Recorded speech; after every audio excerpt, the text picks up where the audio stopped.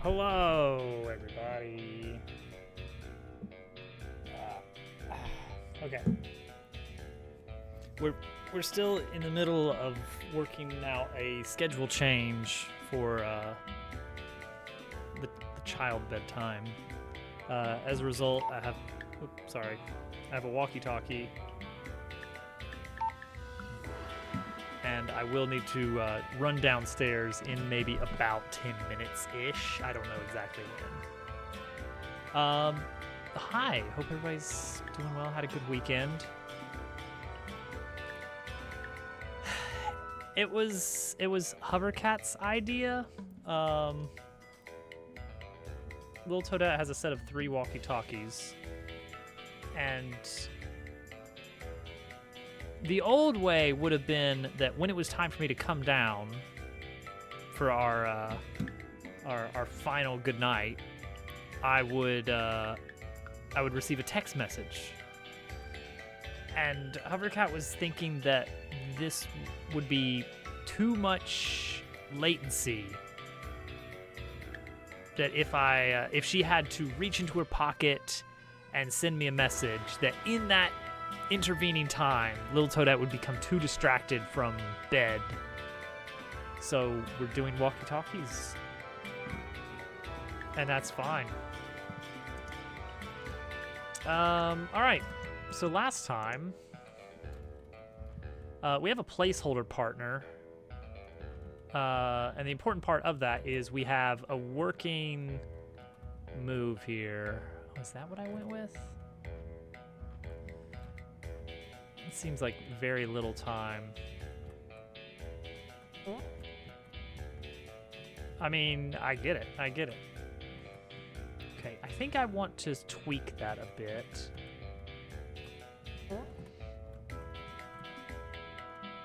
So my idea was, make it so that you move faster, but only for a limited time. I think I want you to be able to stay in there longer. But move faster. I don't like the move faster anymore.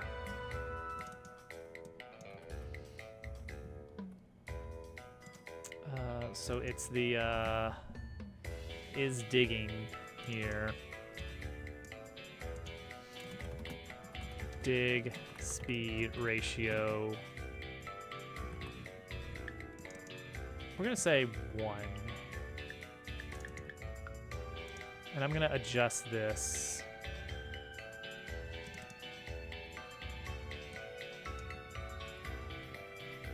Here.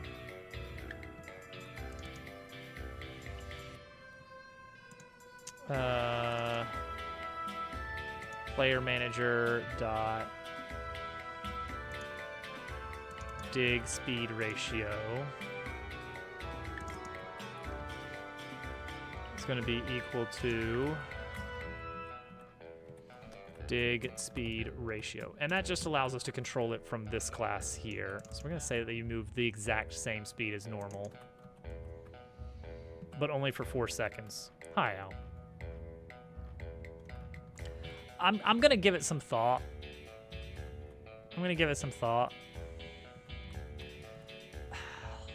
Let's do change the speed ratio to like 0.7. Originally I was like, we're gonna make it kind of like a dash move where you move faster for a bit, but there's this little pause where you have to stop. What I was thinking was it would be nice if there was a little meter that displayed, a little meter that displayed how long you're allowed to stay under. Because I was thinking of some like dungeon platforming that involves like digging underneath obstacles and making sure you don't pop out at the wrong time.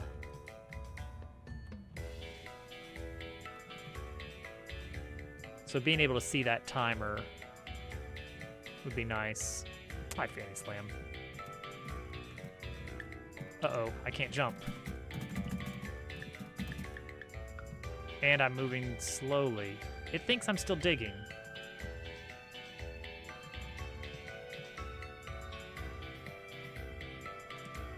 That's not supposed to happen. Hoi! Hoi! Oh, whoops. Wait, how did that happen?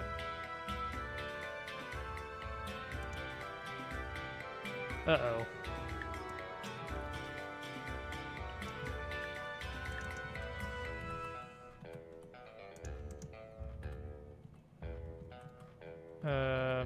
Hold on. I broke something.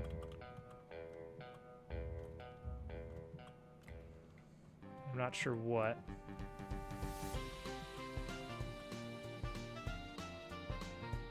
Okay, that's correct.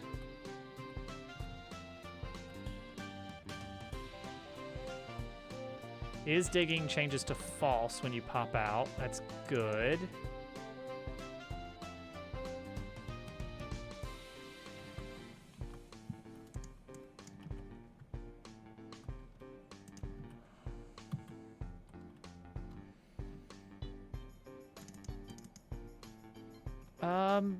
That should be fine.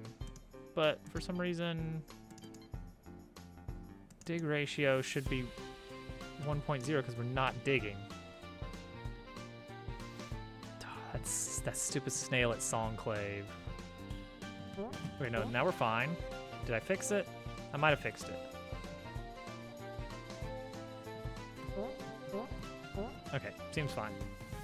Yeah, so there's a few things I want to change on this move. One, I want to change the model that we use so that it doesn't display below surfaces. It kind of only appears at the top. So we want to kind of trim it a bit. And also it needs some sound effects. That's pretty much it. Okay, so that's fine. Now, I think it's fairly obvious that the reason these buildings are laid out the way they are is because I want somehow for you to get on top of this and then jump across to here for some kind of little platforming mini challenge in town. Get over here and then get on top of something. All the towns, you gotta have a little bit of like, I want to run around and do stuff. Yeah, kind of, your typical digging sound effect that you get in video games. Thank you for the lizard party, Willow. Okay. Let's get out our Chapter 3 planning again. 'Cause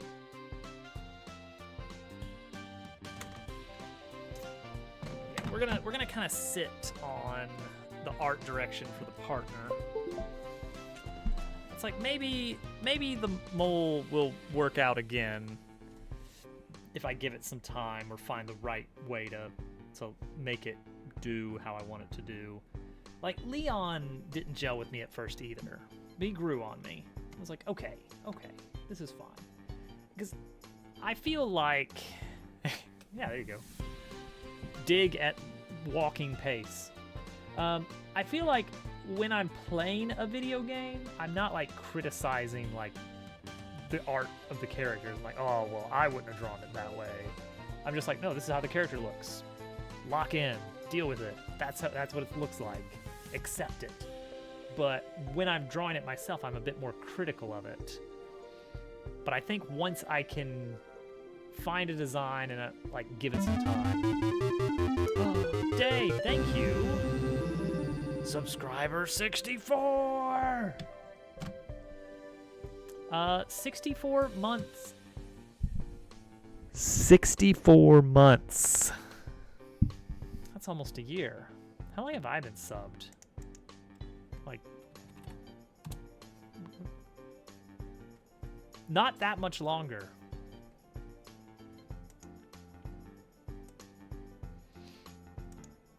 That is fairly ridiculous. Dave, thank you for the 64 months. This is absolutely incredible. Followage. Let's get some followage. I mean, you can just click on your name, I think. It says you've been following since May 18th, 2024. Subbed for 18 months.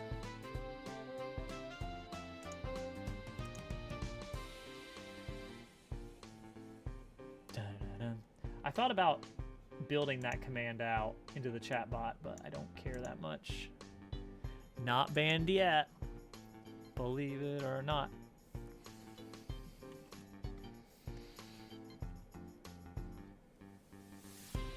A loyal dabbler. Okay. So we need to talk about one of these. Okay. The dungeon, or the chapter layout in general. And Al's here. Yay! 2020. Whoa. Oof. Okay. So the idea is I think your first plot target is gonna be the snake's hideout. Like, you're gonna be wanting to head there. Like when your characters arrive, they're like, all right, we gotta find the golden gear, and we know it's up in the place, whatever the place that the snakes are at is. It's like, all right, that's what Cog told us, is go to the old whatever it is. And so that's where you want to go.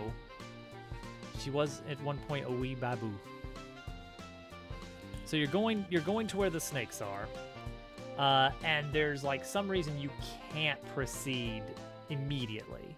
Some roadblock, such as maybe there's a big gulch, a gorge even. We'll say a gorge. Spider's Gorge would be a good one. You can't get past Spider's Gorge. But there's an old passageway you could take through the mines. Okay, great.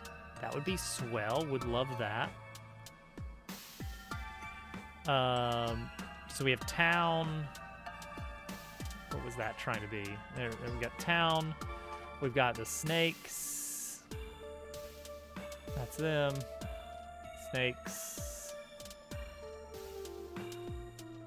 With a cowboy hat.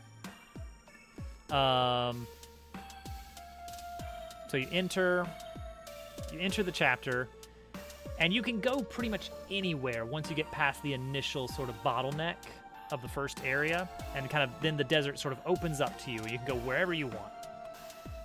So we're gonna have the mine shaft, the old abandoned gold mine. We're gonna have the snake's hideout in something, but not immediately accessible because of a gorge. You know, can't do that right away. Can't cross that gap. The train can just magic across because it's magic. It's got the golden gear power. So the snakes can come and go as they please. So they've got a nice defensible position. Here at, I don't know, Tumbleweed Gulch, they've got information, and ultimately they have your partner that you need, but you don't get the partner yet. There's the mining light there.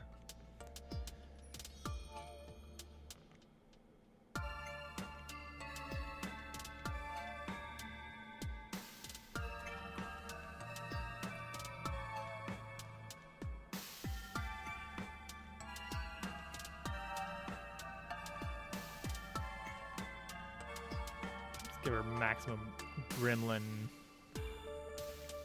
There we go. Maximum gremlin proportions. So you can go anywhere, but you already know the gear is here. What a good gear.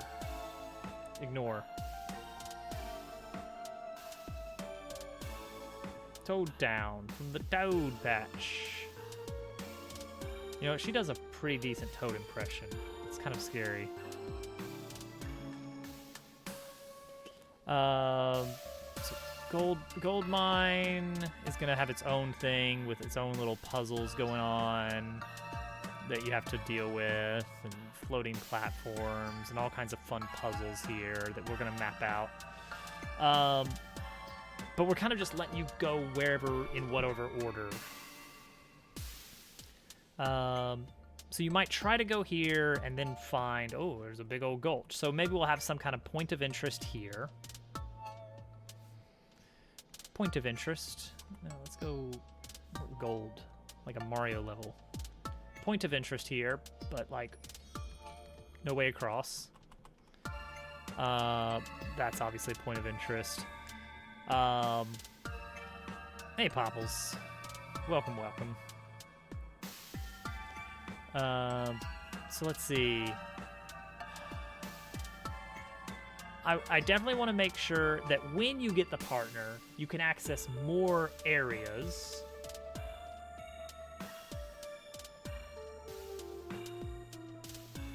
I kind of want it to be that, like, you have to visit a lot of places multiple times under different pretenses, different goals, and with different abilities.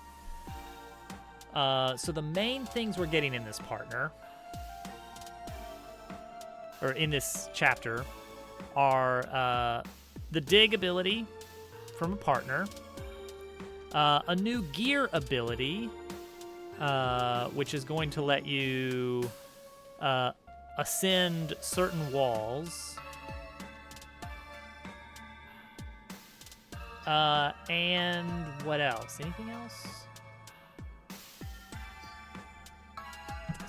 Some things about a side of the Mario Maker community. Learn some things about a side of the Mario Maker community that you didn't previously know. Mysterious. That could be a lot of things.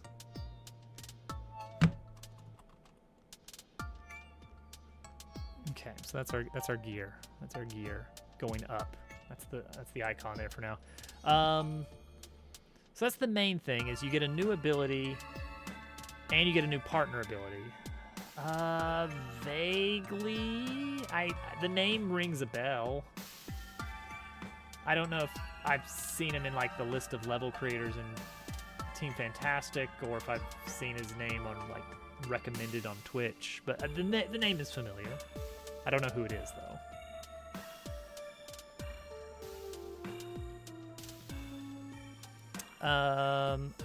Okay, I did figure out how I kind of want the finale to kick off in this. I want for getting to the snake's hideout and beating Slim to be kind of the halfway point in the chapter, and he's gonna like blast off in his train and just start wandering the desert in the overworld, like on the field, but always faster than you, and somehow coded in a way that he can always just go, like, get away. You can't corner him. I don't know how to do that. It probably involves some kind of central obstacle, but he'll always be too fast to catch until you strap a rocket booster to the cart. So that change will actually affect your speed on the field significantly, so that you can catch him, and that gives kind of a reason for the field to exist here, which I like. This like map view actually now has a point if we do it that way. So the cart rocket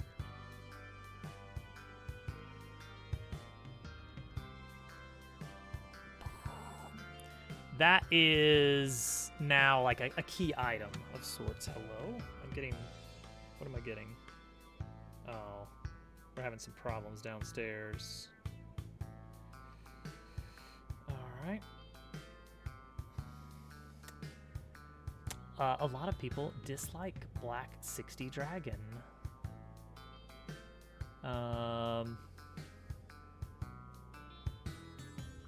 You were banned from Team Jamp, okay. About why that message made him insta-ban you. Made a joke message to get Pika unbanned. I don't know who Pika is either.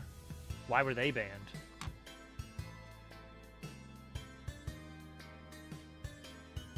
Okay, so there's some bad blood between Pika and Black's Dragon. I feel like I'm getting all the big drama scoop here. And I gotta say, from an outsider perspective, I still don't have any idea what's going on there. So I think what we'll do is we'll have like a... You can get to the hideout through the mines one way, but then you have to come back through the mines to get some other item. The mines are going to be where you get your new gear ability halfway through. And that'll make it kind of interesting because we can have a front half of the mines, then you get your new ability. That lets you get to the back half of the mines on the right, which lets you get to Slim's base, and then you have a bunch of puzzles there. Great. But then you have to end up coming back later with the mole so that you can access the left side of the mines, wherein that's where you're going to get one of the key components you need for the rocket booster for the cart. So basically we're getting like a big old dungeon here, followed by a small dungeon here, and this dungeon is actually split in two but has similar themes. This part is going to end with King Snail and the minecart ride. So minecart escape with King Snail. So that's great. Calling because he believes he shouldn't get the recognition for using pause buffering. Team Jant mods don't vibe with putting down other players. Yep. Black Dragon was one of those guys Pika and some friends would make fun of.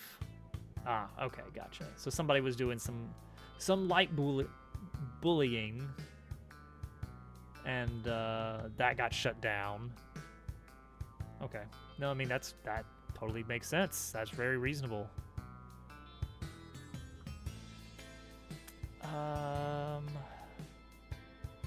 All right, so order of operations seems like it's just go here. What would force you to go to town first?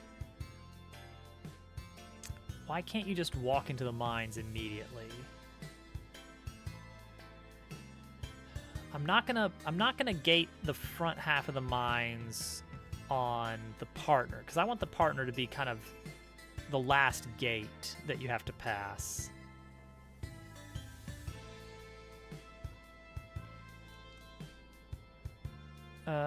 Let's see here. It would be really nice if you have to go to town first, because I want the player to have to go to town and know where they can stock up. So why are you going to town first? It's like one idea is just put the town in an obvious position where you can't miss it, so that you're immediately like, I should check that place out. And then just if the player decides to skip it, they skip it, and that's that.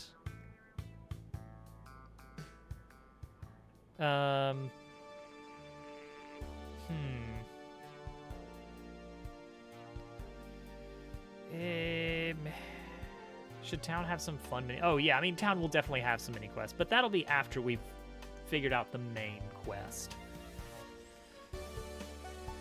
Fun hidden surprises, perhaps.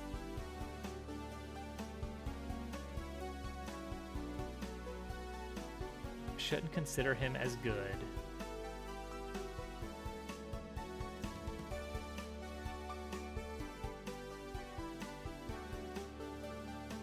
I think there's a lack of recognition for Pika because they believe that he's a bully. Position that it's fair for them to think that, but I still don't think Pika is like a bad guy.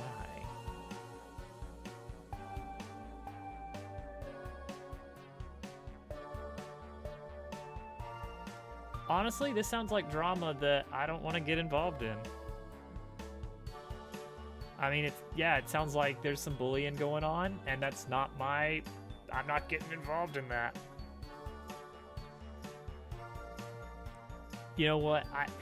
It took me a long time to figure out that I don't have to weigh in.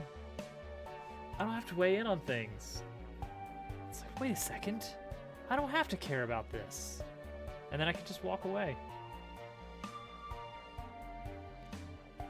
There's so much stuff. It's video games. We're playing video games. They're fun. Let's play video games. I love video games. Yeah. All right. I think it's monkeys. I think it's monkeys. Okay, so we could move town kind of just into the middle of the desert a bit. But yeah, have lots of little... I don't know if I want them to be completely optional, but like little mini attraction points.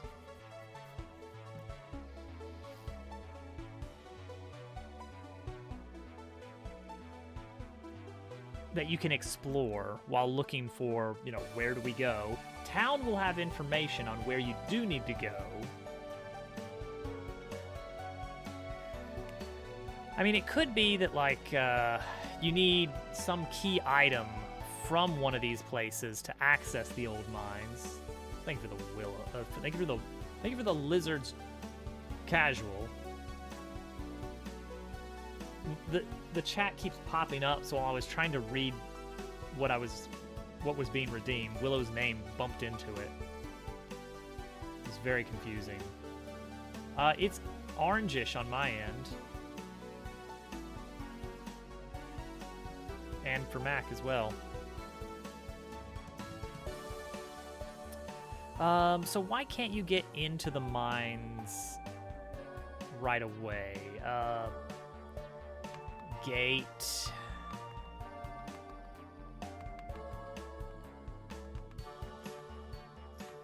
Explosion. Got a rock. Rock slide. Big minecart in the way. But like, why is that? But like, how does that get solved by going to another place first? Why do I have to go to some other random spot first to proceed? Hey, Bach, welcome in.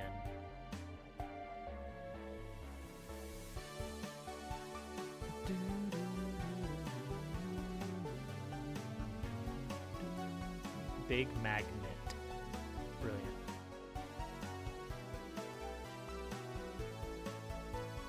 Whoa, 3 streams in a row. Can you believe it, guys?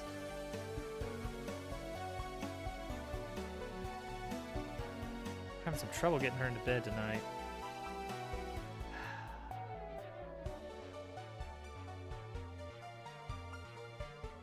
My presence would not help.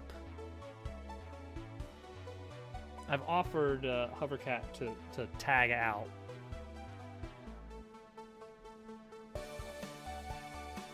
More milk and a big hug.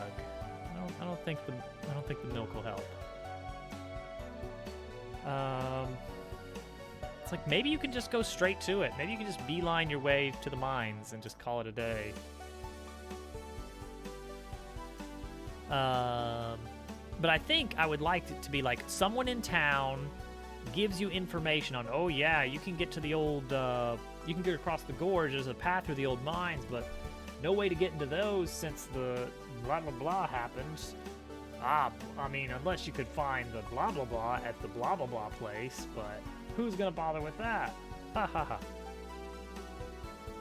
You know, some pieces you have to put together a little bit. Like one person saying, the mines lead there, but you can't because X.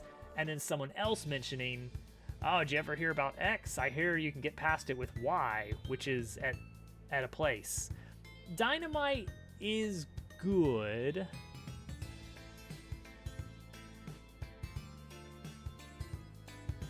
The big explosion wouldn't be terrible. Maybe that's it. Maybe it's just like an old cache of bomb. Actually, you know what? That kind of works. That kind of works. Okay. Okay, here we go. Here we go.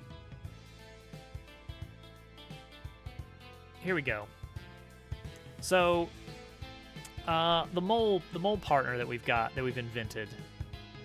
Her main shtick is tinkering with explosions, right? So that's her thing, is explosions. So assume that she's got a small crew that she works with, and they store their munitions off-site in some hidden cache, all right? You have to get there and basically steal it and take it to the mine site to explode it. Now, that works well because then later she's like, hey, I know what we can do to catch up with that train. Let's build a big rocket. Let's attach a rocket to this cart and we'll bring the fight to the train. Yeah. And then your current partner will have to explain, we might have already, oh, you have a cache, where did you say? Oh, we might have already used that. Sorry. And then complication. It's like, okay, I know what we can do. There's some old munitions stored in the far side of the mines, but you'll need my help to get in. Joins the party. Da da da da.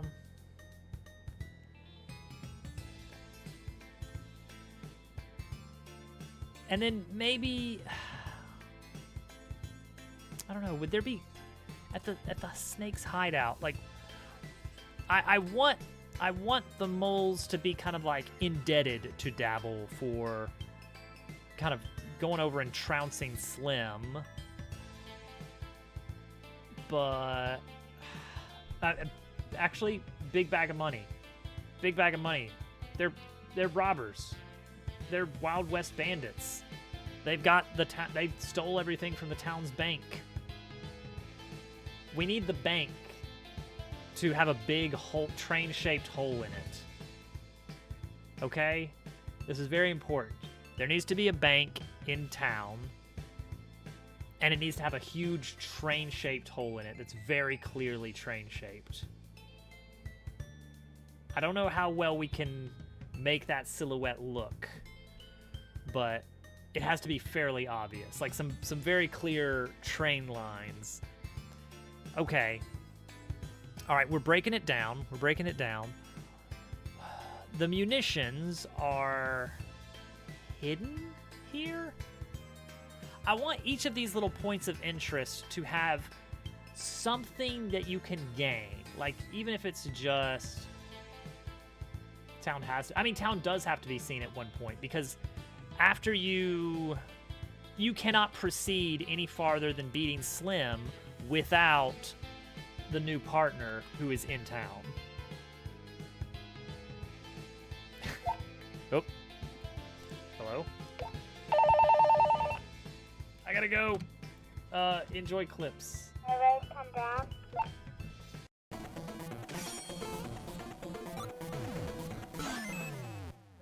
Hey, look, I win.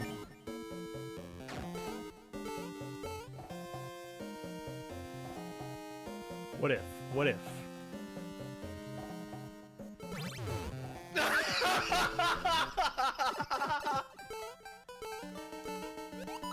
I win.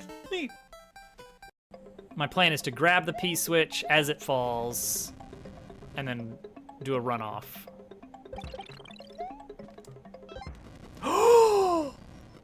Oh my goodness! The cheese!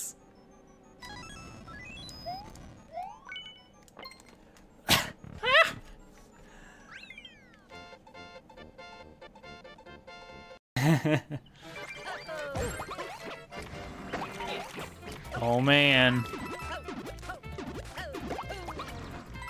That's exciting.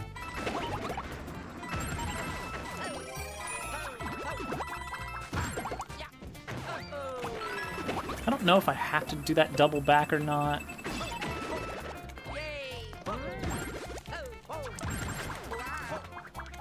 And there's the end. Look at that. That's so good.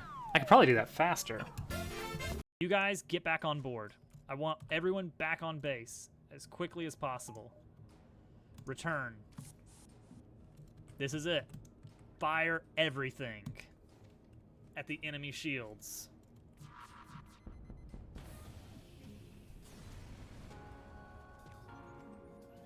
We did it! Woo. It has to be very... If I was smart about it, I would have run some ads while I was gone. You know? Yeah. Hi, GQ. Welcome in. Okay. So what if there's like an information... like a knowledge checkpoint? You can't get the TNT because you need to overhear where it's hidden.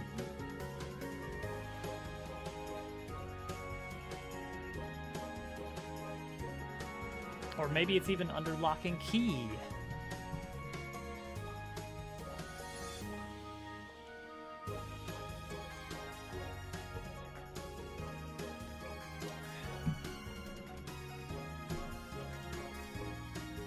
Maybe? Comically sized? I mean, all keys are comically sized in this game. That's a running gag. Well, not really a gag even, it's just kind of... visibility is nice.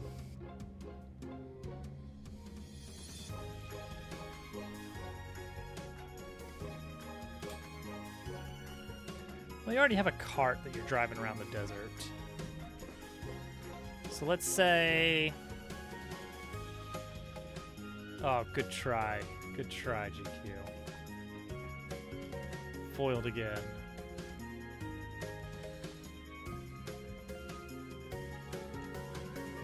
I mean, this could get... I want the whole thing to start at town. So it could be...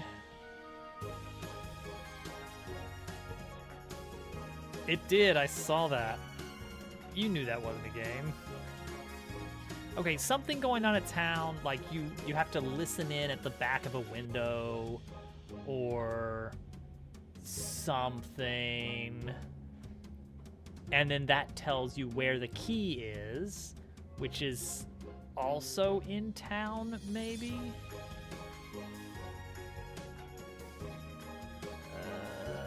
But where would it have been?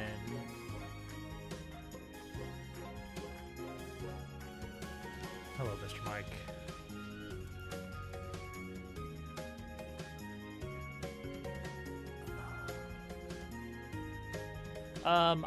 I did. I think it's been a bit. Geez, there's a lot of caps. Is this why all the kids are asking for no caps? All caps all the time. All caps all the time. I want some kind of like, the key. It's being held by this person who is also in town. But you know, should we really trust such and such with the key to the munitions storage? Like one long explanation. I hate to just info dump on the player, and yet it feels like you need to hear a conversation that's basically like,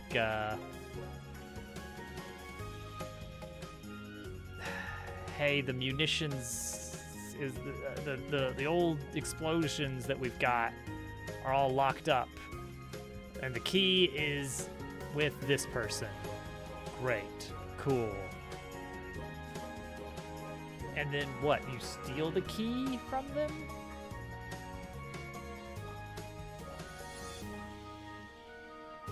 No, you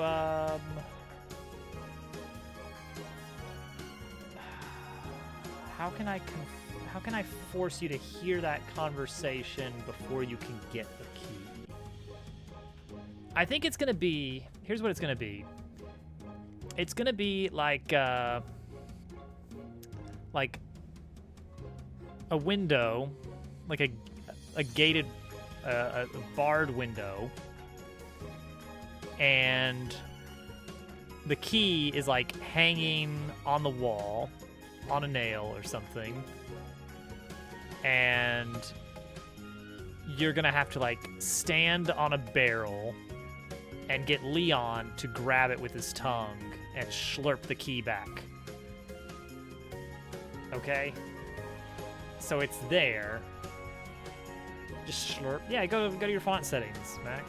It's just under settings. So you slurp the key up, and that's how you grab it. But like, how? Slurp. Smart detection. Thank you, AutoMod.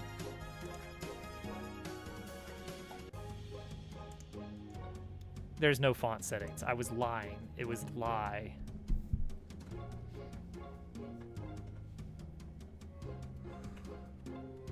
Pluh.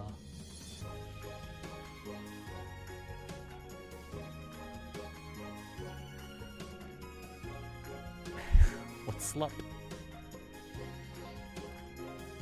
Well, that's better. That doesn't count. That doesn't count. Okay, so how do I make sure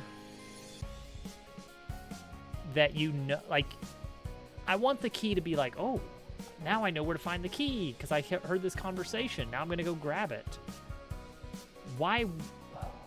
What if you just grabbed it from the get-go?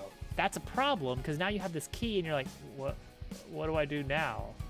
I don't know what to do with this. I don't know where to go.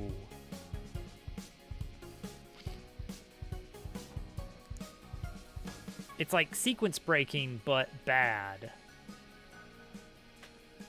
Tiny font. Great. Love it. And I don't want it to be linear, like you have to pass the trigger to the conversation before you can get the key. Like, just like geographically, you have to hit that trigger first.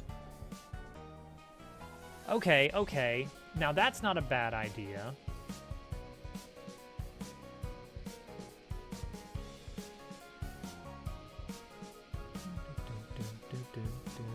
Okay, okay, okay. Wait. I get it. I get it. Okay. It's a guard, but it's a guard for like a workshop, which is weird. Yeah, something that wouldn't be available. I was thinking like using cooked items. Okay, something you can buy at the saloon. Okay, hang on. There's a special item you can buy at the saloon, but only if you know about it. Yeah, and maybe you also have to cook it, so that way we have a chance to enforce. You have to learn how to use the cooking system. Oh boy. Okay. All right. That's the sequence then. Is you have to over here. It's not really a guard, is it? I don't want this to be some weird Rube Goldberg event that doesn't make any sense. This weird moon logic of like, well, the person who has the key, you have to give them some food and then they pass out and then you can steal the key. Also, you don't know what the key is for yet at this point in the game. A little gamey. It's a little bit gamey, but I want it to make more sense. Like, if there's this big complicated heist going on, then I want for you to in game, I want your characters to understand how it's all going, like why it's all happening. It's not like, oh, I see a key and I want it. That's my mission. No, I want it to be like, well, you need the key for the thing, and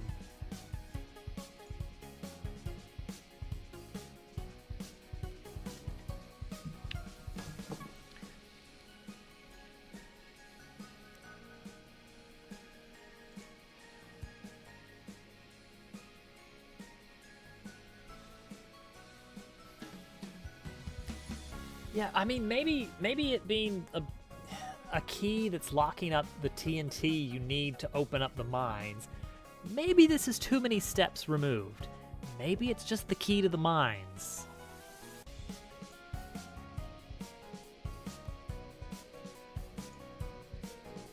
Like, maybe we simplify the chain of events. I think if it's that many steps removed, then in universe you'd feel like, why can't I just find a different way to get to the mines? You know?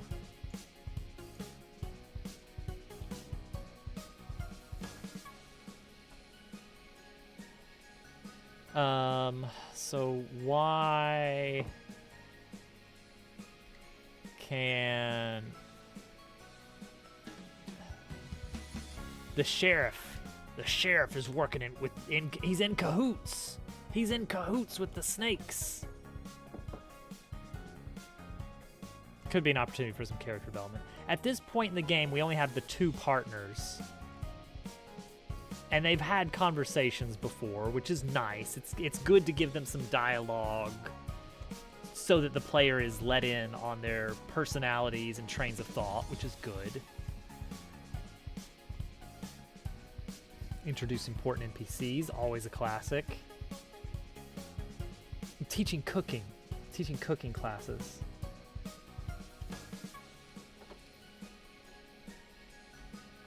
So we need a sort of very obvious, a sort of Snively Whiplash sort of like, okay, hang on, I don't trust this guy. Something about his twirly mustache and his black cowboy hat. You know, someone who's actively blocking passage to the mines because it's a passage to the snakes.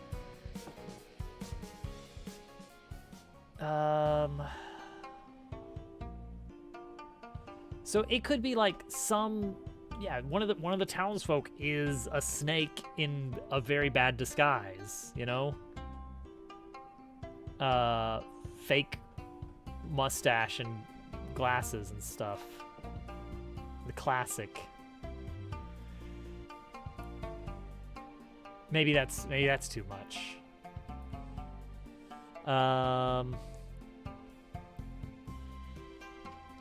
But it's like, if we're stealing a key to the mines, that feels like someone is actively trying to prevent passage to the mines.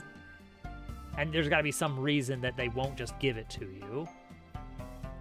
Trouser snake. Ukulele already did that. We can't do it, unfortunately. It was a good gag. Great character design. Yeah, you recently gave that one another go. Did they change it so you don't learn moves? They changed it, didn't they? They took away the unlocking moves mechanic, I think. Which feels so silly.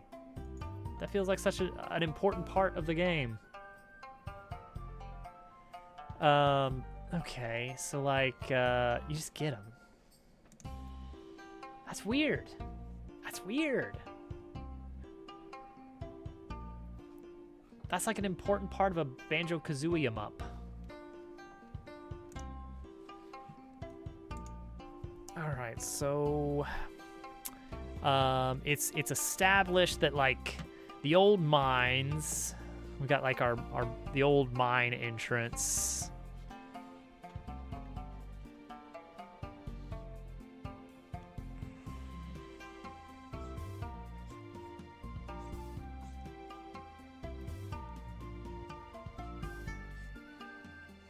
Okay, and it's like, keep out, no. Just a bunch of signs all over the place.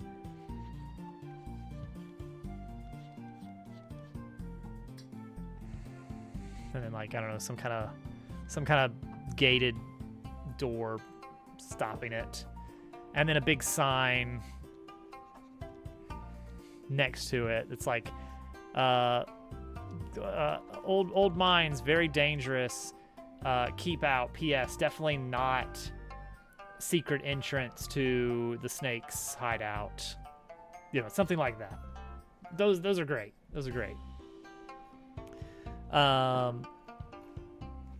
And then also a note of key is under protection of such and such at Town Gulch. And then it's like, okay, well now I'm gonna find it, and maybe you no.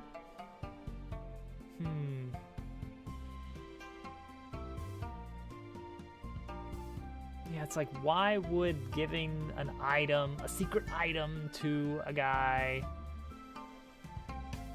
let you get to the key?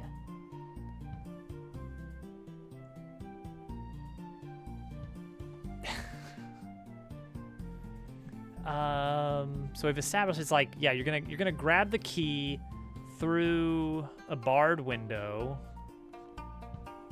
using Leon, but you can't right away because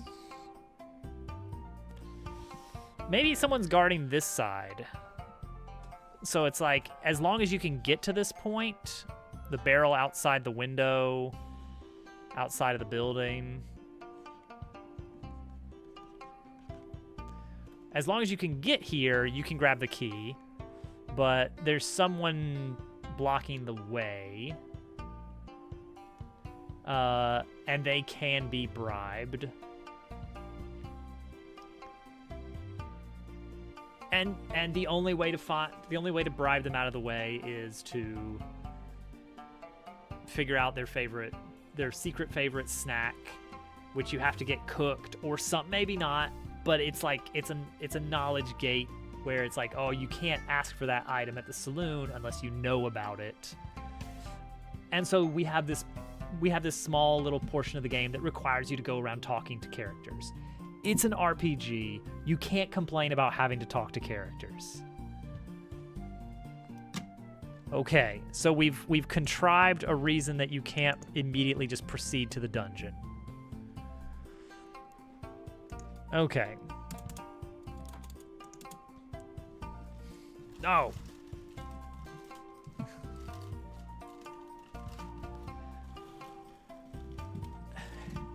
I really appreciate that Doggy did a playthrough of the game, but a lot of his major complaints were just like intentional mechanics. Cheerios. Intentional mechanics that are just in paper likes. It's like, no, I want that. That's what people play these games for. There you go. So we're gonna do need key to mines. Can find out about mines in town. Sign outside mines says who has key.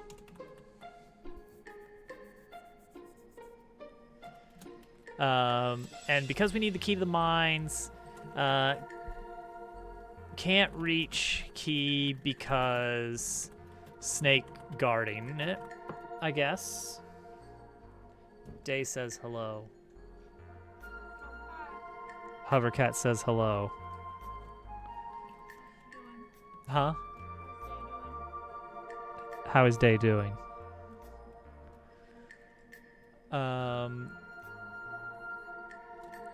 Snake is disguised poorly.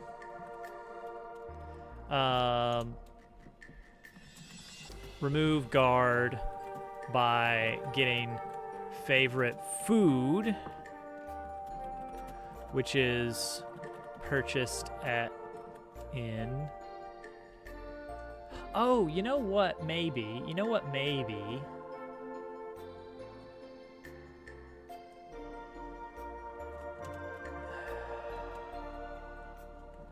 Just cooked at diner.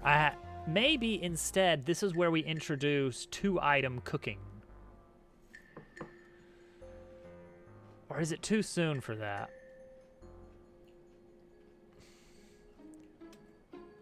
Or maybe it's just you have to order an item at the saloon. Knowledge gated by NPC conversation. Okay, so you'll talk around town. Somebody will let you know, hey, that weird guy on the roof, he's always talking about how he wishes he could have a blah blah blah from the saloon.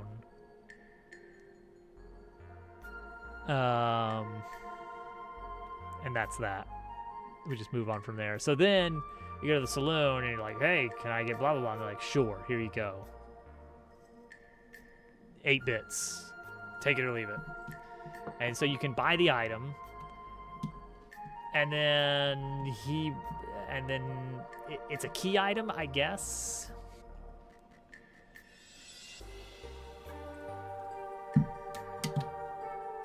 You give it to him, and he's like, okay, you know what? Whatever I was supposed to be guarding, I gotta go have a snack. Never mind. No, Willow, because the game won't let you buy it.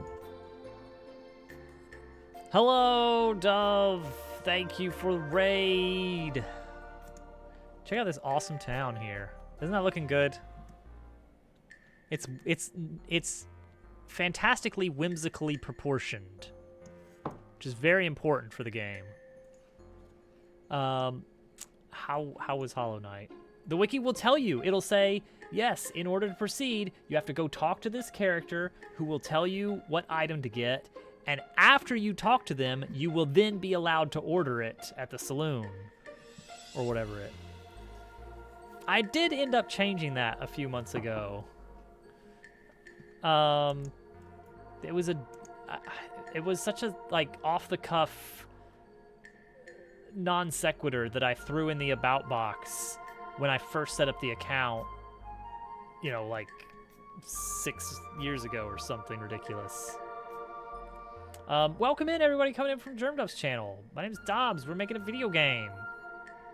It's a really good video game. You gotta believe me. It's gonna be really good. But it's also gonna take a lot of time. Here, here we go. We'll get the Western music going. We don't have a partner. You do, and you need to tell me when that is going to happen, if it does happen. This is a placeholder partner, just so I could test the new move that we're going to have, which is digging.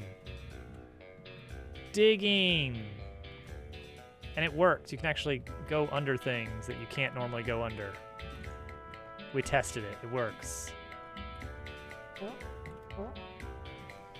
All the more reason for me to backseat in Hollow Knight and tell you where to go.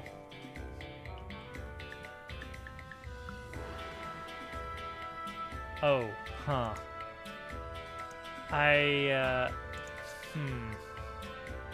Is this the first time? Maybe. Huh. It's probably fine. 70%, not too much longer. Nice. I need to catch back up on D's VODs. On D's VODs. I've been trying to catch her Silk Song stuff. I will check that out at some point. We're not going to be doing character art tonight, unless we're doing like an enemy or something. Okay, right. So you remove the guard by getting the guard's favorite food, which is going to be knowledge gated by an NPC conversation. But it's like true knowledge gate progress. It's not just like, oh, if you know about it, you can do it. No. Your character needs to know about it, not just the player. And then that lets you get the key. And that lets you unlock the mines. And then we move on to the mines. So now let's plan out the mines dungeon. Which is going to lead into just like another thing. What's the deal with the snake hideout? Where the snakes are like up across a gorge. Spider's Gorge is what we've decided. Spider's Gorge.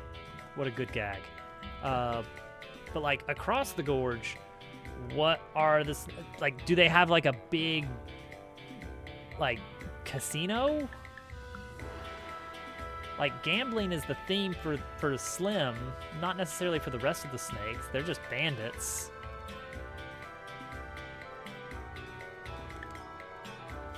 We're trying to work, for everyone who's coming in, we're trying to work out the specifics of how the plot is going to play out for Chapter 3. Chapter 3 is going to be very complex. Hey, Slav, you bet I have. Man, have I ever.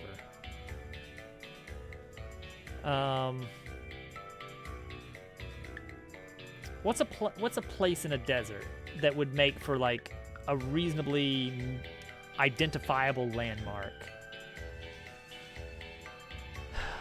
Could do a waterfall. That would be weird in a desert. An oasis. Oasis is good.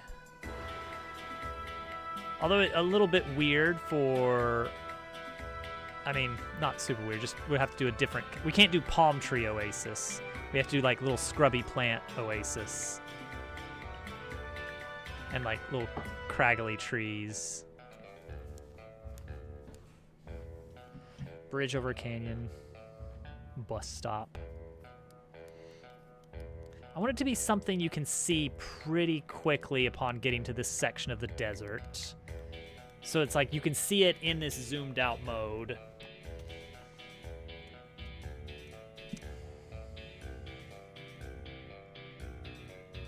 A campfire. Farmstead. In the shadow of a mountain. I'm thinking like something that they're inside of. But then if I do that, then you're just going from a dungeon to a dungeon.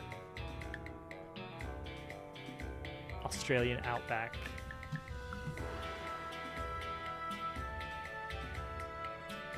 An old oil rig in the desert. There's something to that. If nothing else, that can make for an interesting little area to visit.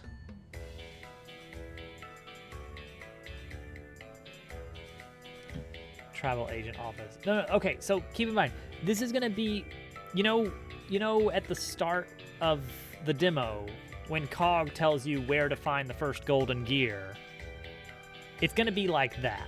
It's gonna be like, okay, you are looking for, you know, I see an arid desert across a vast canyon, and within there is a carnival. No, that's too much.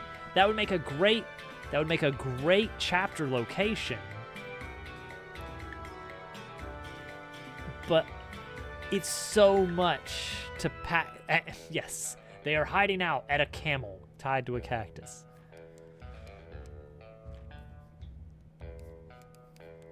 Yeah, I guess it doesn't have to be a full dungeon over here that they're hiding in. Because it's like you're going to have to navigate a sort of adventure zone, a little bit of traveling to get to this side of the gorge.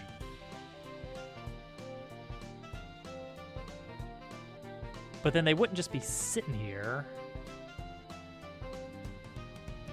A gambling den. Yeah, you know what? It could be that the trains, the train is basically just like circled up. They've circled the train wagons. And that could be the site location.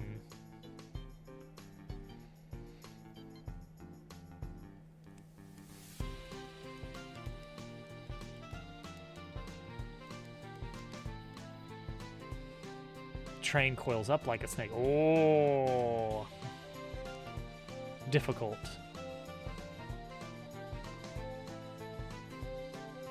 The train is alive, sort of. I mean, it's animate, perhaps, is a good way to put it. But under their command. I mean, you're gonna fight it, sort of. Magic train, yeah. So I could see it being like circled up.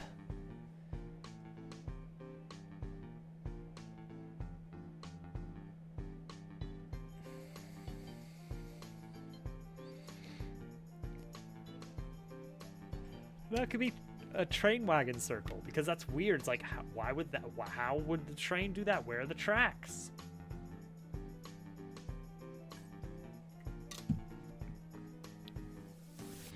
And maybe you can see it from up above. Like, oh, well, there they are. We gotta stop them or something. Or you could log flume down, or no, maybe like a little baby minecart down, just to introduce the concept of the minecart stuff. Because there's going to be a full-on minecart minigame over here after the snail fight.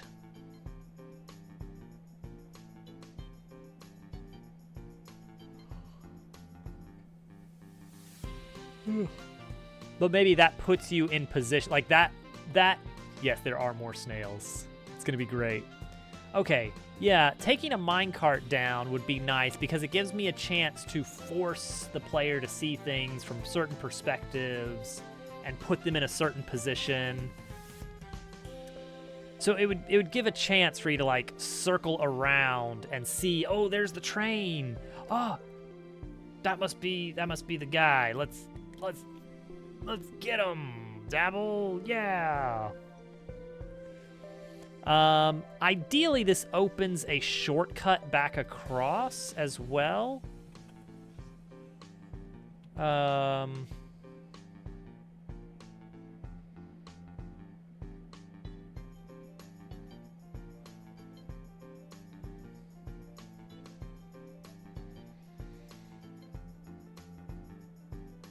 I was thinking the train would just like go.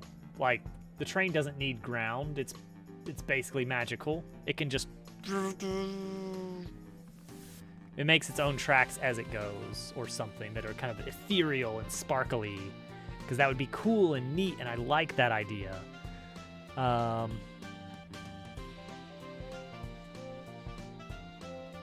Keeping an eye on Posey to make sure she's not ripping up something that's not hers.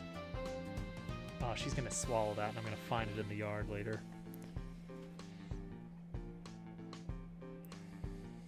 Shortcut is good because, like, right before you fight, because it lets you go and restock before the fight.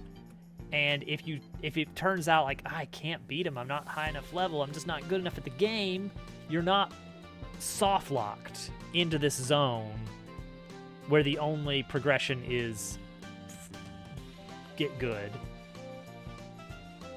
It'd be really nice if there was a way to zip across after the cart goes.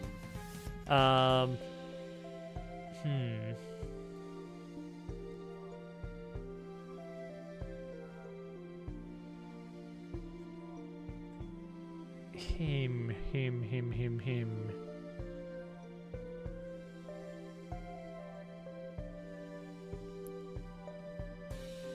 Opening up a shortcut over on this side might be the way.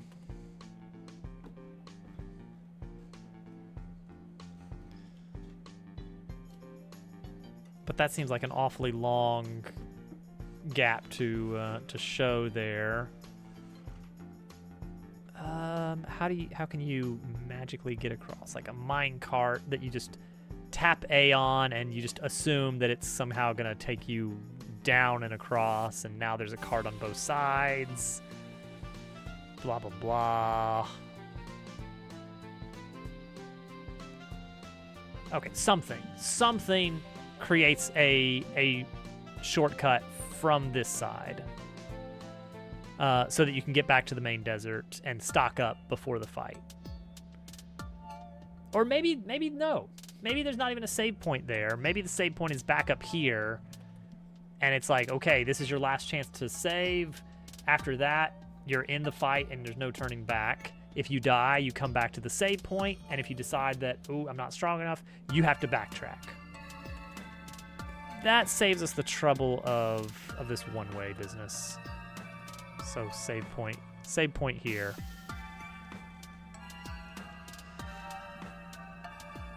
Okay, so that works. And similarly, a save point before you get to the snail fight on the left side. All right, let's plan out the dungeon next.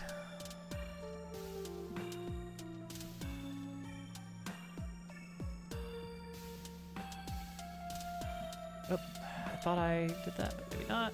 There we go. Okay, so this dungeon, I'm thinking water level changes, because everyone loves those. Everybody loves those.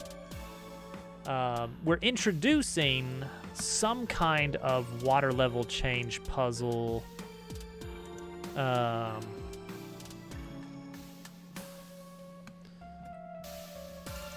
Is it this one? Kind of. That's where you change the level of the water. Here. I'm going to have some kind of room that involves some kind of, like, you get here first and it's like dry, and there's a key at the bottom, and you use that key to go to the other place where you can turn on the pumping station, and that fills this room up, and now there's platforms floating, and so this room gets recontextualized with a new challenge where now you have to do platforming instead of fighting your way up and down this area.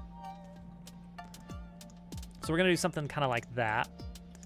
We're going to keep that theme going with these old flooded caverns. And we're going to get a new ability here, which is the ability to latch on to vertical rails with your gear. And then you can kind of ride that up to get to different places. So we're going to kind of mess with that a lot. But there's going to be two halves of the dungeon. To the right, that's the one you're going to take first, which is going to be all about the new latch into and ride business. And that's leading towards the train, or the boss with Slim.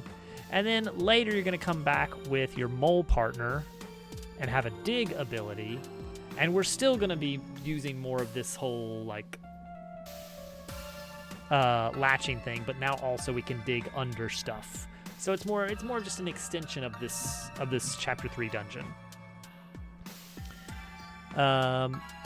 So visually the two halves are going to look similar, but I would like to have them be a bit distinct. Okay, so big thing in Chapter 3 Dungeon Part 1 is a big mine shaft that you're going to fall down, and you're going to land in a bunch of discarded parts of robots. And that is actually where you're going to gain the ability to latch in. So for that, we need some kind of big dungeon, big mine shaft. So the rule of new abilities is you have to see a place where you want to use it first, but can't use it. And then when you get it, then you can go back through the dungeon and be like, now I can get up here. You can't just give someone a new ability and then say, okay, now use it. It's way cooler if they see things they can't quite get yet that they can be rewarded for remembering. That's like, it's super obvious. Video games should do that. Yeah, basically. Well, it's going to be Kat doing the harvesting. So I'm thinking this is going to be mostly less of a depth dungeon and more of a like ant farm view dungeon.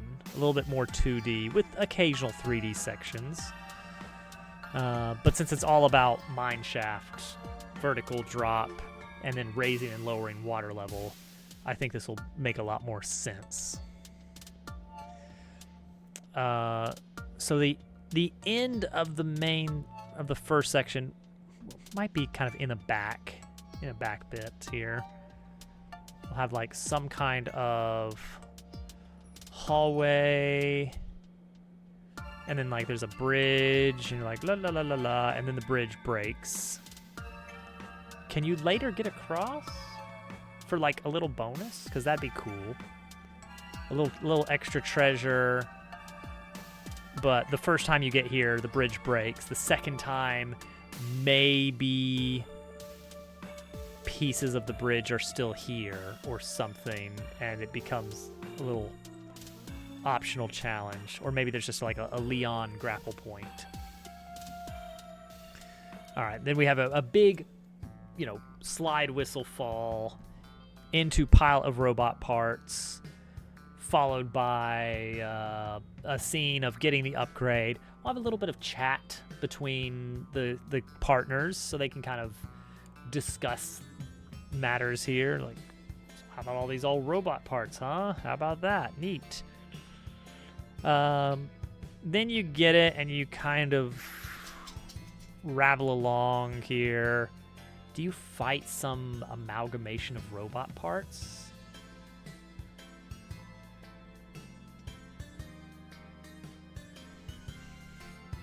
Posey. That could be an optional fight of some sort. We could have that. This could be an interesting place to put a return to chapter 3 later for added content kind of section. But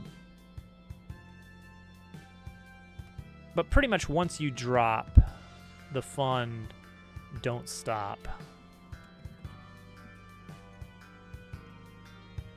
You'll get some kind of vertical ascent here.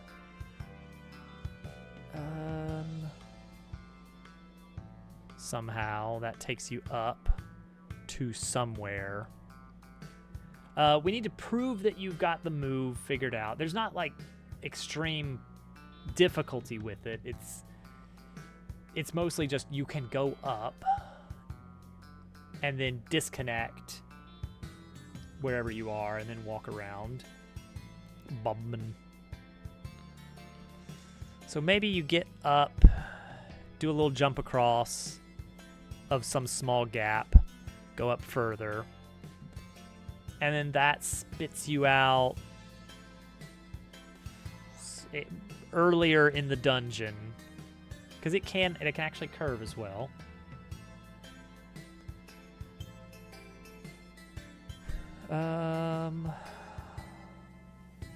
So somehow that's going to spit you out further back.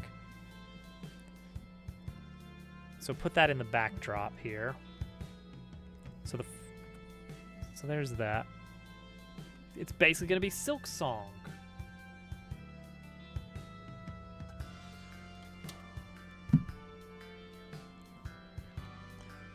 So main entrance to the dungeon is going to be kind of from the foreground.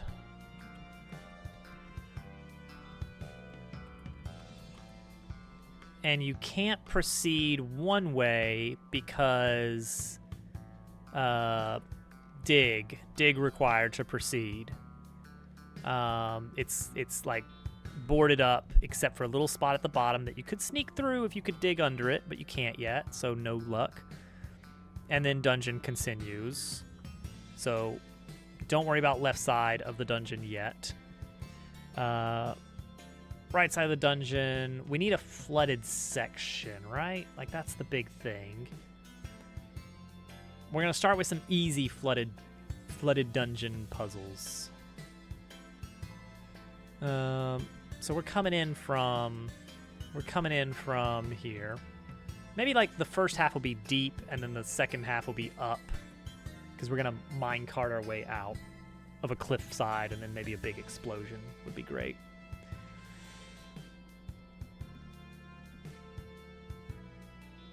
Evoland. I know of it.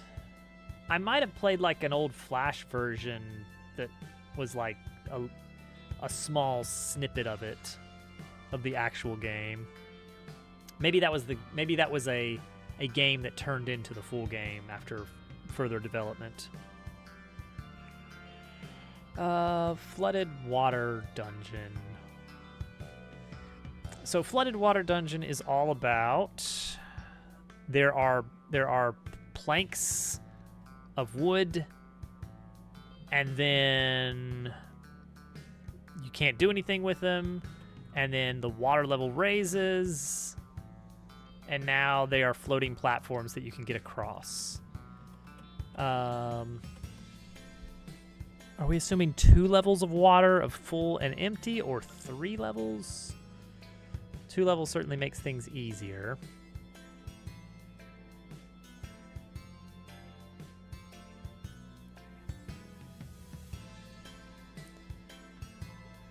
We can have drains. Yeah.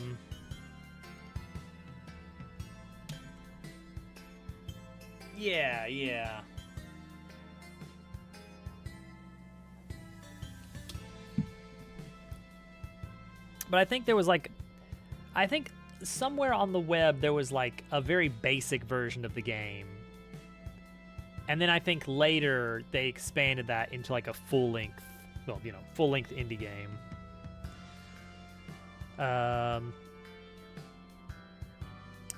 We've got...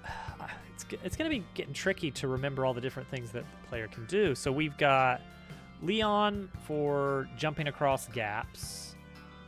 And he can chain that. We've already... I know you guys haven't played Chapter 2, but by this point in the game, we have introduced chaining the grapple move across 2 grapples. So that's a possibility of something we can challenge the player with. But I think we mostly want to keep things flat to start out.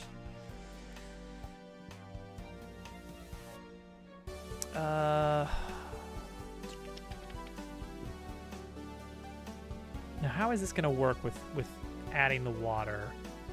Is this like hit a lever to toggle back and forth, like left or right?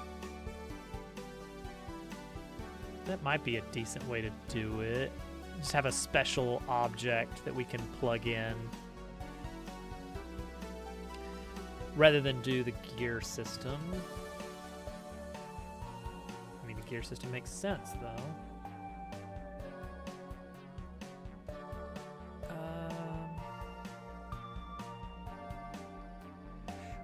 We could do it slow water filling. Like, you can open or close the drain or the pump or whatever, and then it doesn't happen immediately. It's like something that happens over time. Then you can do like a racing kind of thing, like quick get to the end of this before the water fills up or empties out. That could be fun.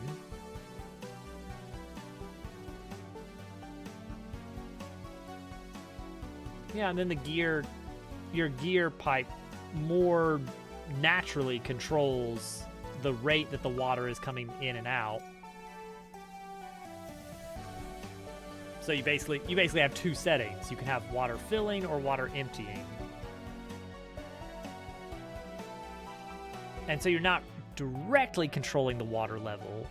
You're controlling the rate that it changes, but it kind of just gradually approaches maximum height or minimum height, and then that's it. I do kind of like that idea.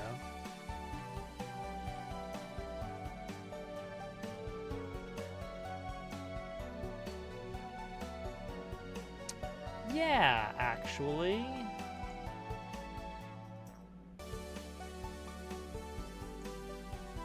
Especially if these specific gears had some kind of visual indication of whether they are making the water go up or down.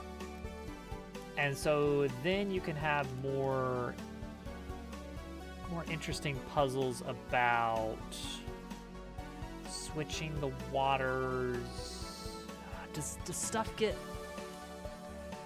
Oh, uh-oh. What if you had a room with like a submerged exit? I have to now be concerned about what happens if you enter the room, but somehow you've busted it and it's like the water is filling up, but you somehow glitched yourself through, and now you're trying to come back in, and you're stuck in a flooded room forever. I mean, one way around that is just code it well so that doesn't happen. One way around that is just never have submerged important things. Everything is always towards the top. So let's play around with this idea of changing water level. So if we've got like a platform floating, a little wooden platform floating, and we can turn the water on or off so that it starts rising or starts going down.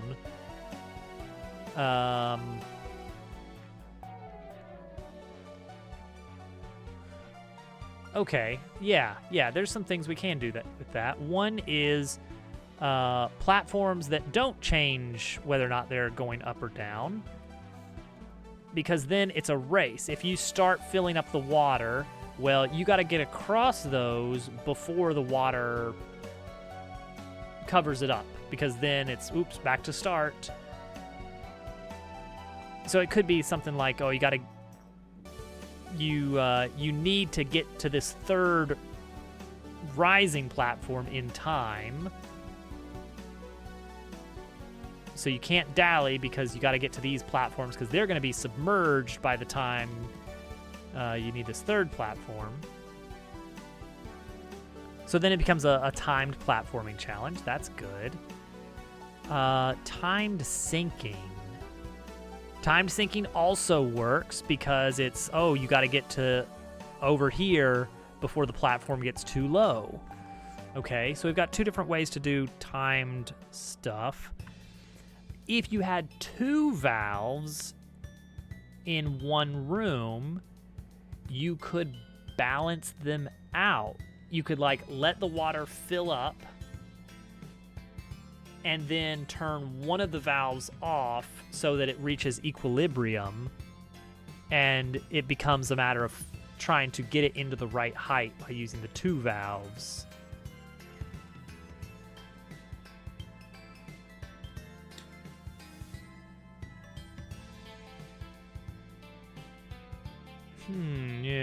Yes. So I feel like the valves need a little bit more information available overall. Because I feel like I want to have... So I've got my little valve wheel here. In addition to knowing like what its current setting is of... Is it draining or is it...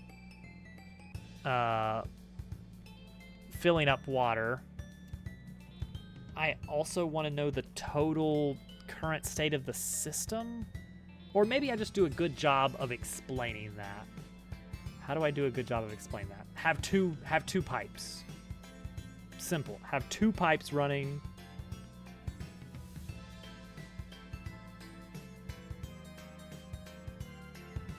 In one room.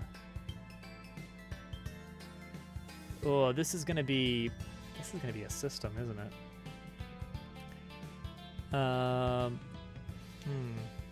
Have an NPC explain it.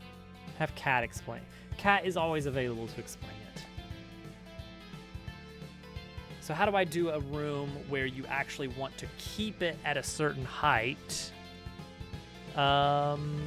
Simple. It's the same as this room here, where it's filling up, but you actually want it to stop here. And so you arrange the water, and then you just walk across, and then walk up the stairs to your goal. Because if you have it up all the way, well, then these platforms won't work. If you have it rising, you won't be able to get there in time or something.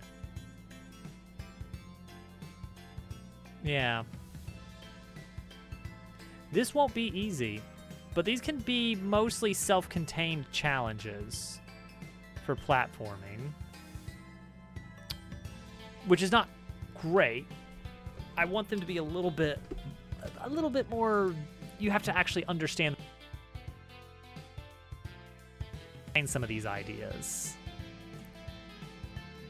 This idea of, well, for this one challenge, you have to have the water filling up so that you can get to the end in time. And then once you do that, so we've got like our floating platform here, and that lets us get to the end in time going this way. You get over here, maybe there's a freebie you can always get back from the other side, kind of one way. And now, do I want to do this? Is this the type of puzzle I want to do, or do I want to do minecarts somehow?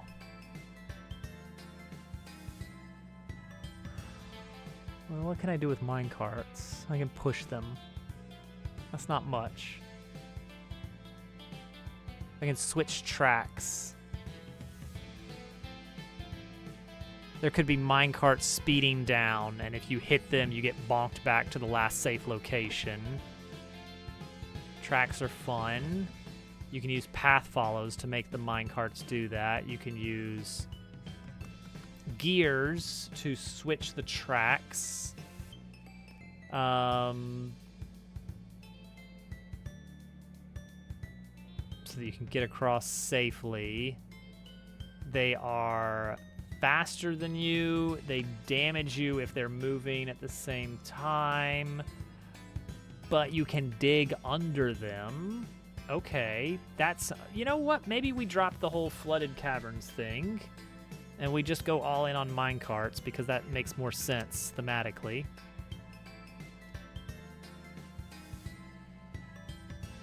Clearing rocks off of tracks so that minecarts can go. Who can clear rocks off of tracks? We can just smack them. Old TNT barrels that you have to prime and stuff happens. And then that allows the minecarts to go. The minecarts are both platform and obstacle. You can stand on the tops of them. They have planks over the top or whatever. They're big enough that they act as moving platforms. If you fall into the tracks, that doesn't hurt.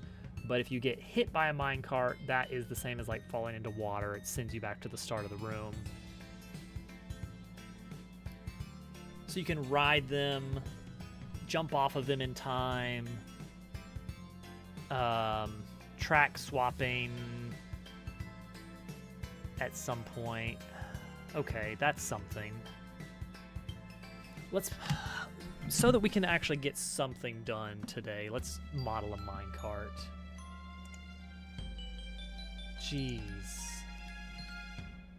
This is all planning. We're just doing all planning for the start of Chapter 3. What's up with that? Why aren't we just making?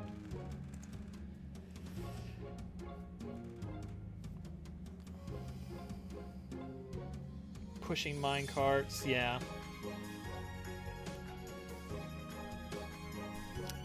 Oops, all planning. Kind of like the idea of like the minecarts are always just going on their own, whether you like it or not. Luckily, minecart is easy to make.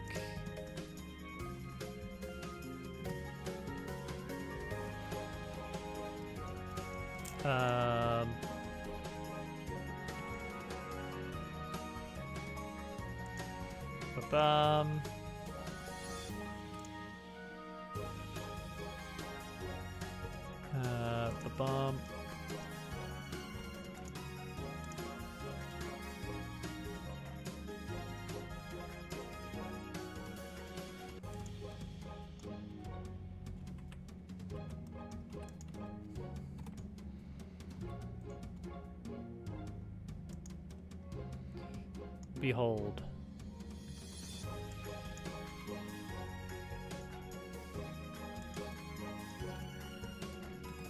A minecart. It will need wheels, right?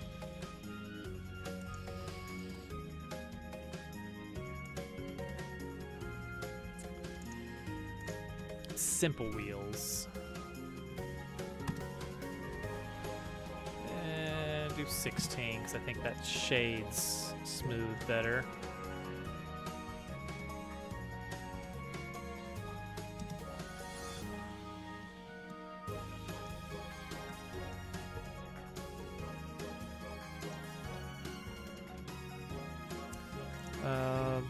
Vaguely like that.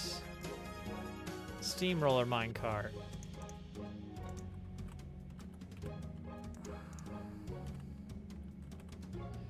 We're just going to use some triplanar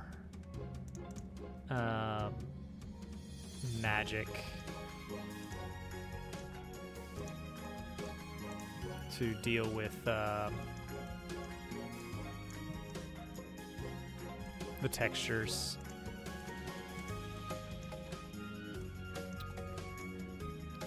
All right.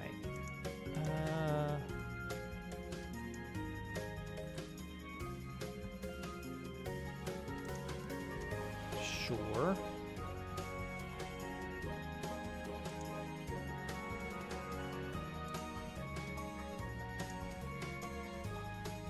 Yep.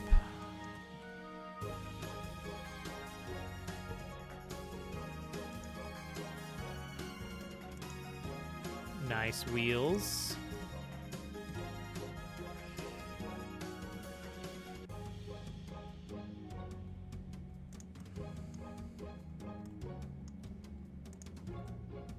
Then we need to do this little bit here.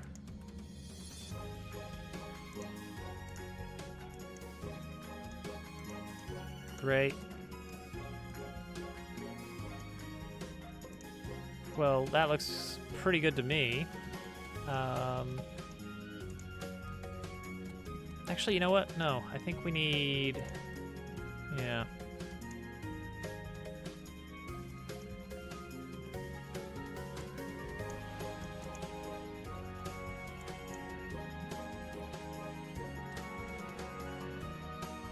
I think that does make more sense. Well then, how in the world does that connect, you might wonder? Don't worry about it. Stop worrying about it.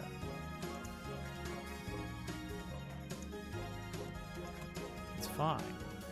Bro. It's fine.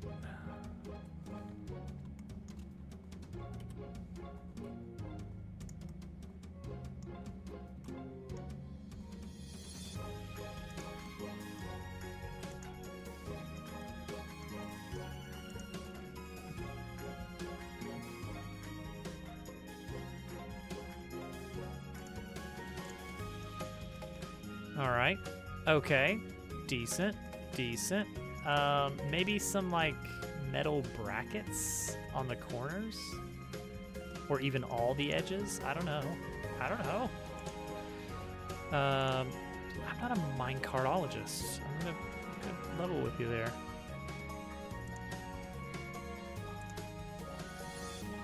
I have no idea how any of this works.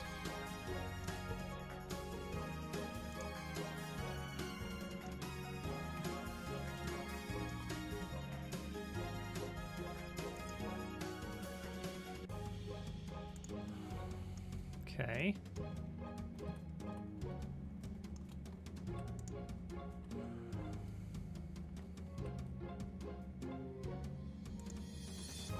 Great. Now how do I turn this into brackets?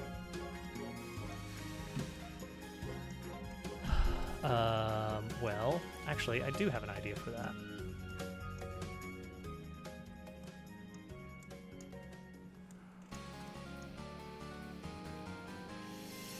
Huh?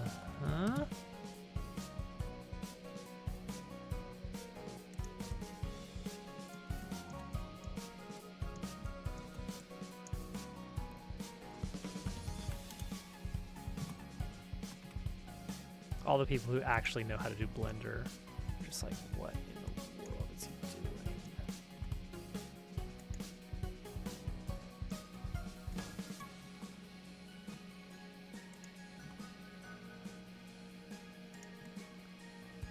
I mean, obviously it's not going to be like that. Hold on. Don't stop judging me. Hmm. Yes, yes.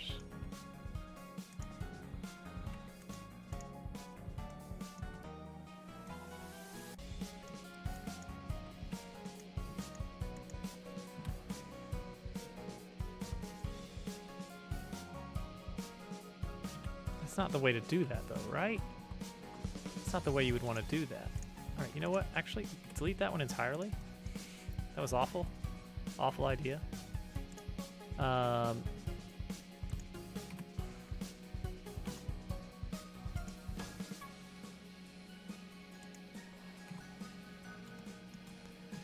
What you would want to do is like extrude it out, right? Like that would be the way to do it. Extrude it out both ways.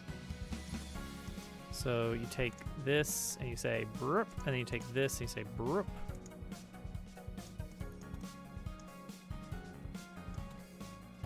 And then the rest of these, just like, I don't know, bring it in.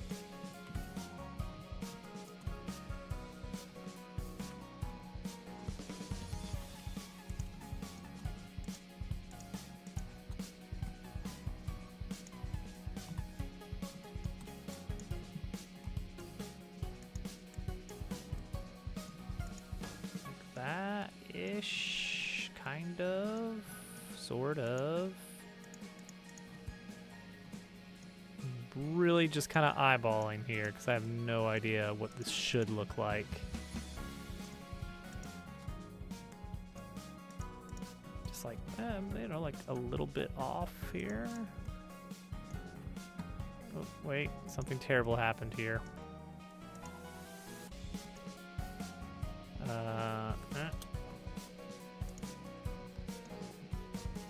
Okay, so kind of like that, I guess. Yeah. Yeah. And then just mirror it.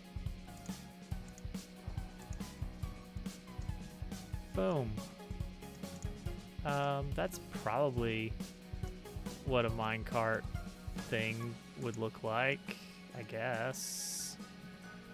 Does this need to extrude down? Yeah, of course it does.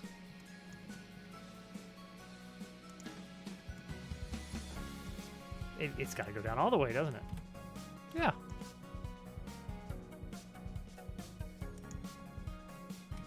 All the way down. Yeah, just like that. Well then, maybe then these should extend all the way across.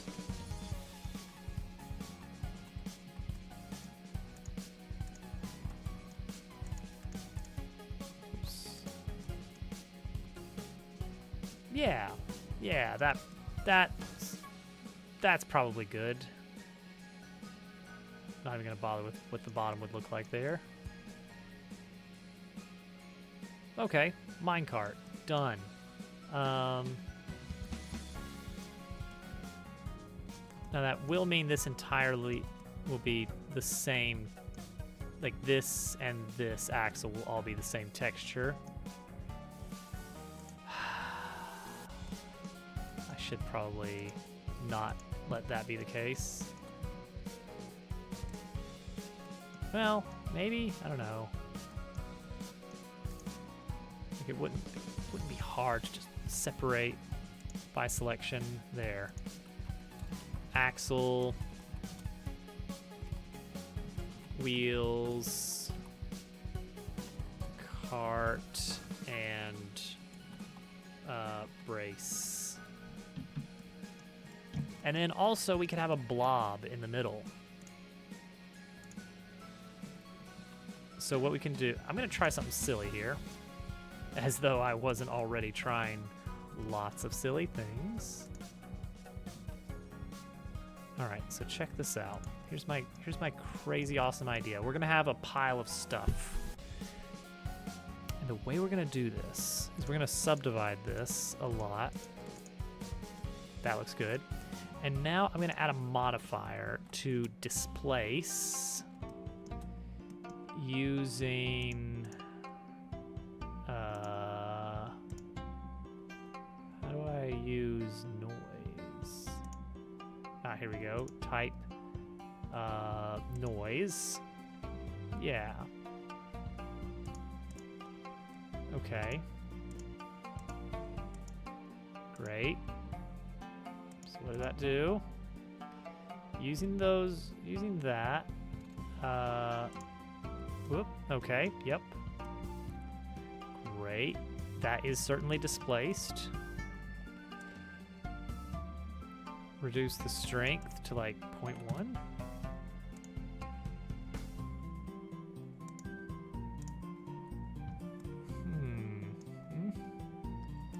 0.2, 0.3, 0.4, and then after that, apply a subdivision surface to smooth it out.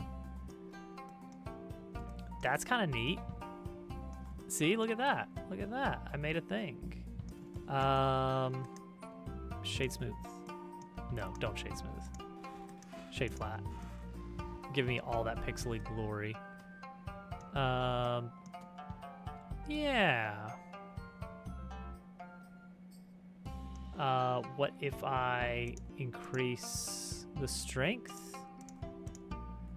Well, then we just get more blobs.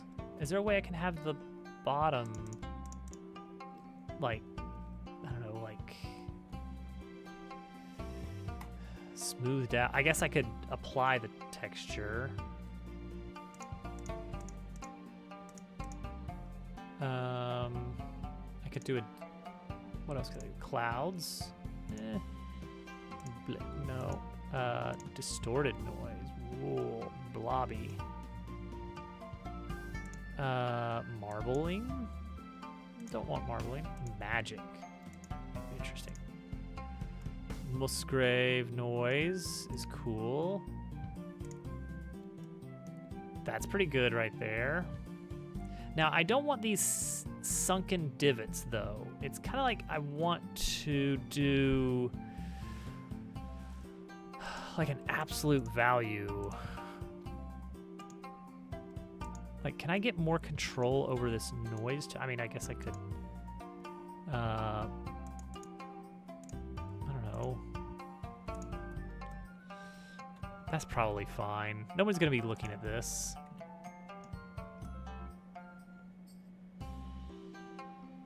No one's gonna be looking at this. This is unnecessary. This is unnecessary detail. Oh, here we go. This is probably what I want. It's a little bit more.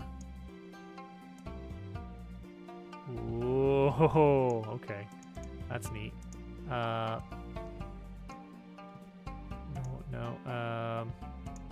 No. I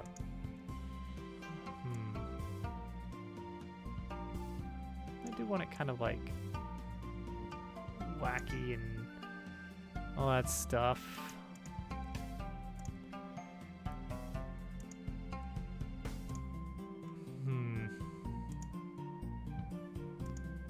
Do I want the smoothing? Or do I want it to just be like extreme noise? Because that looks kind of cool. Planks. Planks can be added as just a little CSG box if I decide I want to put a roof on it, right? Like if I want to cover up the top. Or, better yet, let's go ahead and apply this. So what I want to do now, is take this and scale the Z down to flatten out the edges. All the edges here on the perimeter. We're gonna flatten those out.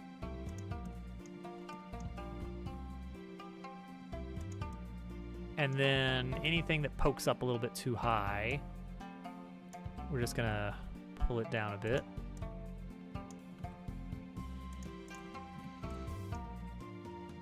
And now we have a vaguely flat surface that if I saw that in a video game, I'd just say, yeah, that I'm allowed to stand on that.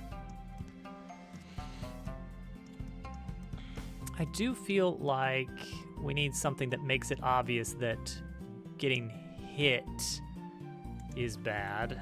We're gonna call that coal. So let's add some kind of like pointy bits.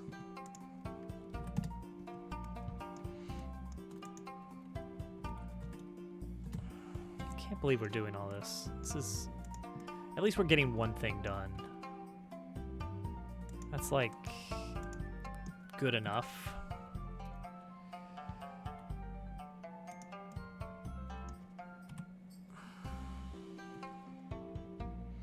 Why are there spikes on a minecart? Don't worry about it.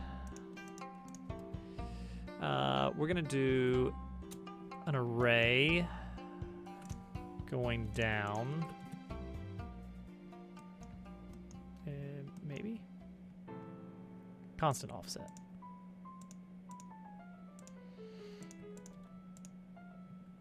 There's safety spikes. There we go. Hello?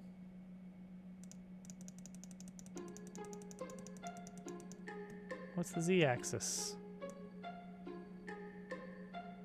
Oh, because I rotated it, so the rotation is, yeah, okay, that's fine.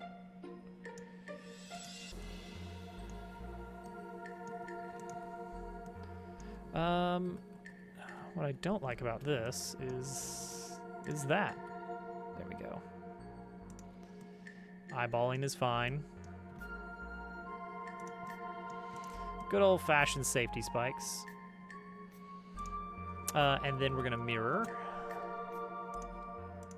along X and Y axis. There we go. Now we got safety spikes on both sides. Well, I feel safer already.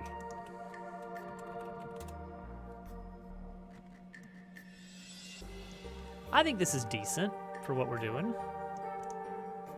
Yeah, it's decent beyond what we're doing, if we're being honest.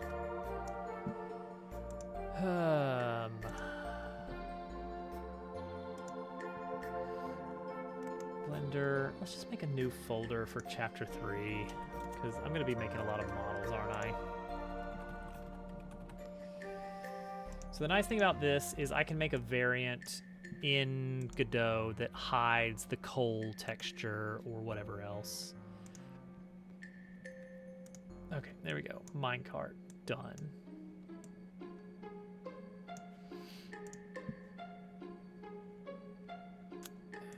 Tells art, Blender,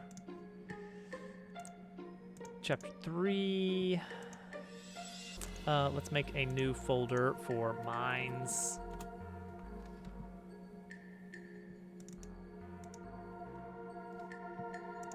So I can pull in this minecart. What a good minecart it is. Trust me on this one. You guys, you gotta believe me. Yeah, we're gonna do new 3D scene. Minecart. Player for scale. So get this out of here for now. Would love a player for scale.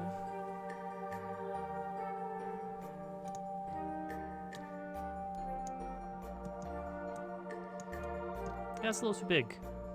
It's a little too big.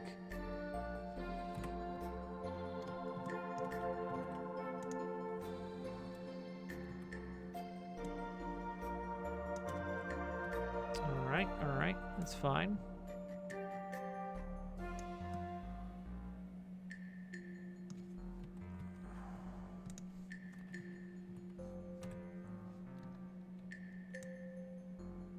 Okay, looks great. Oh, you know what? Let's grab all these, copy them. Scale 0.41.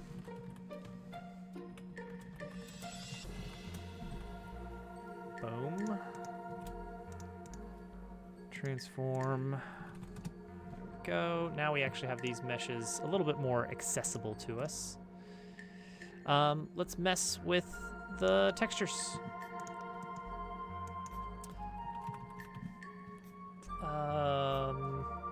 Okay. Spikes.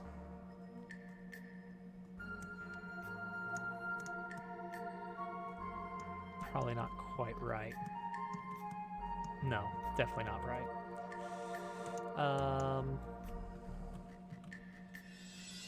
Kind of like a softer metal, which we do not have, so we're just gonna create a,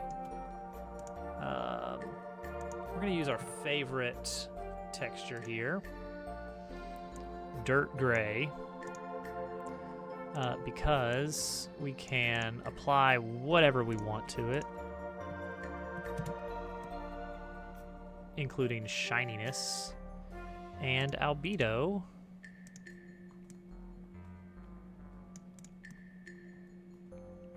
Great. Copy that and also apply that to the brace here. Looking good. I think, like this to be do I want this triplanar? It's better now, right? Yeah, that's much better. Okay. Coal. Why don't we try dirt gray with a nice deep albedo. Yeah, a little bit of a chalky red there. That should probably be more in the blue range, but I don't want everything to be blue.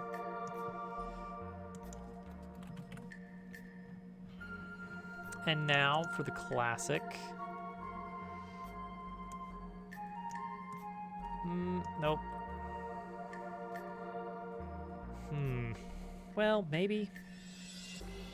It's probably fine to have the angle of the wood grain going that way. I don't mind that much. What if it was triplanar? No. Okay, and then the wheels. Oh, could you believe it? Gray, but dark. Axles. Actually, I kind of want to stretch that out a bit. Yeah, oh, I see. That has no face on that. Okay, never mind. Should we fix that? Should I fix that?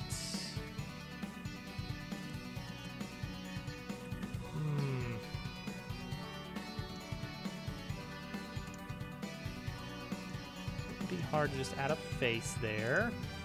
I'm adding a face there right now, and I'm confirming that orientation looks good. Okay, save it, re-export it.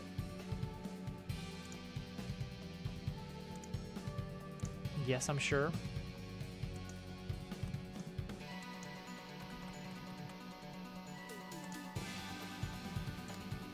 Re-import it. Safety spikes is a good concept. New inherited scene. Yeah, totally new inherited scene. Yeah.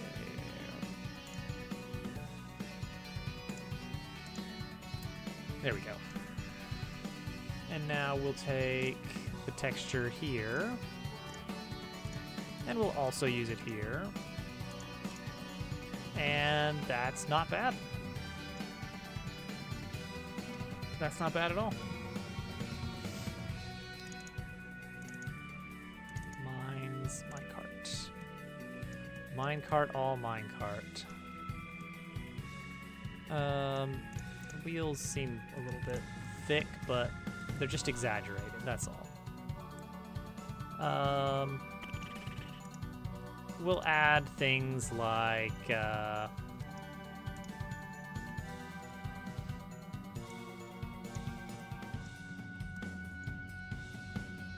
shimmer. We'll add like I don't know, hitbox, all that, real quick. Oh, you know what? It needs to be a character body so that it can properly... Yeah. And then Collision Shape 3D. Box. Nice and cheap. No major performance hitch. Can't go wrong with the box.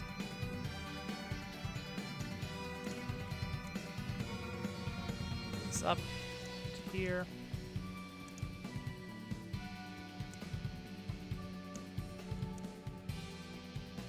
There we go. Good minecart. And that way we can have the... I think this will work okay with path follow. And we can probably have like multiples of these kind of chained together to make a little line for like easier to stand on platforms for some parts of this is the idea. Okay. Tracks. Cart tracks. We're gonna make this modular. And we're gonna make it CSG box. Add a minecart to this so that we can get the size right.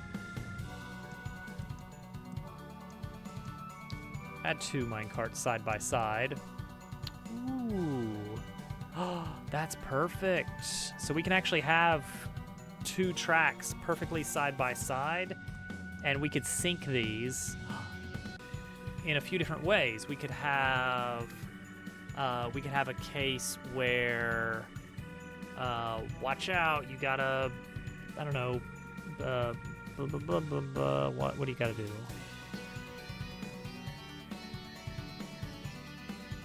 Oh, you know what? Minecart, collision shape. No collision on the bottom, right? Because we want to be able to use the new move to get under it. Now what that does mean is we need to make sure it's not affected by gravity. There is a way to do that, right? Floating. Seems good. How can I make it so you can't jump over these? Like, let's say I had 2 carts side by side, and they're staggered, so that it's like you're going down a long hallway of carts, and you have to like keep dodging one way or the other to avoid the oncoming carts. What's to stop you from just jumping? Tall cart. That seems stupid. You can. It's just really hard to cart on fire. Oh no. And who's to say?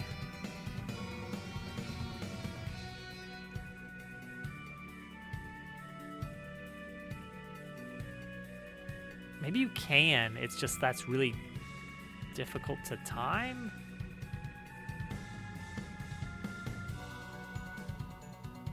Safety fire. The brick joke. It's full of a pig.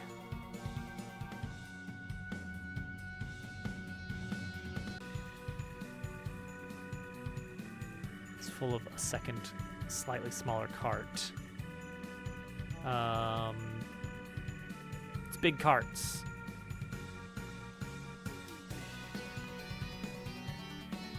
I could just say that, like, oh, in this section, the carts are double the size. What you gonna do about it? This is the big cart zone.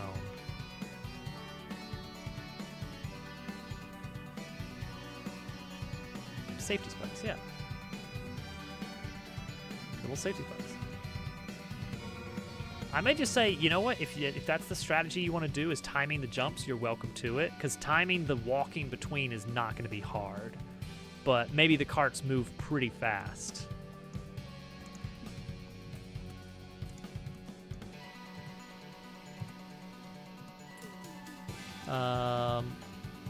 We'll let the carts kind of situate. What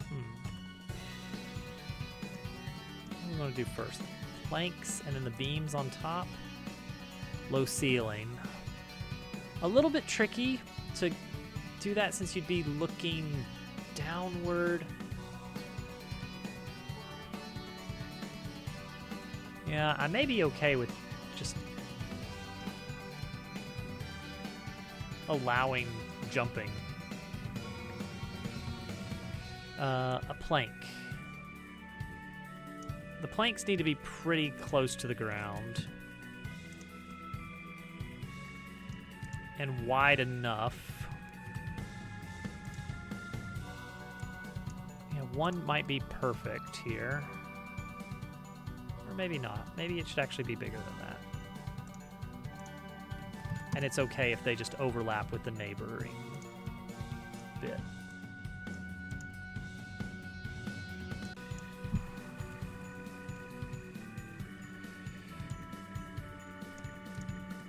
That looks fine to actually no, I want dark planks. Dark planks. Yeah.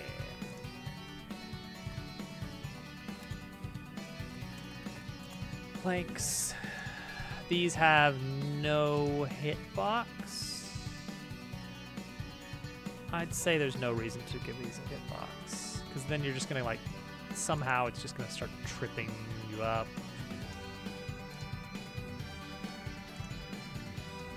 Okay, what is the amount?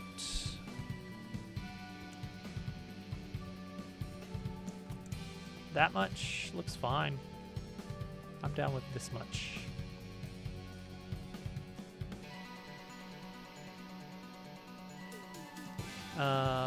What's the modular amount? 4 meters, maybe? In which case, there. And then this one is carried over by this one. We could just go ahead and just move the whole thing. 5.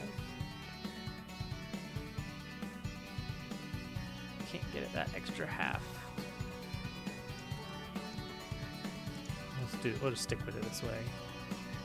Will we? Will we? No, I won't. Sorry.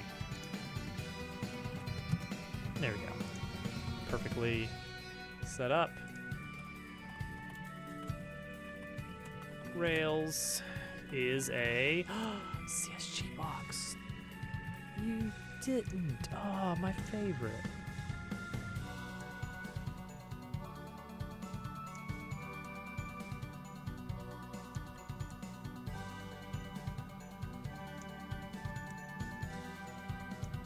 Again, we don't want it to be too high. Also, is it going to be like this? That's a little silly, but I'm okay with it. There we go. A rail.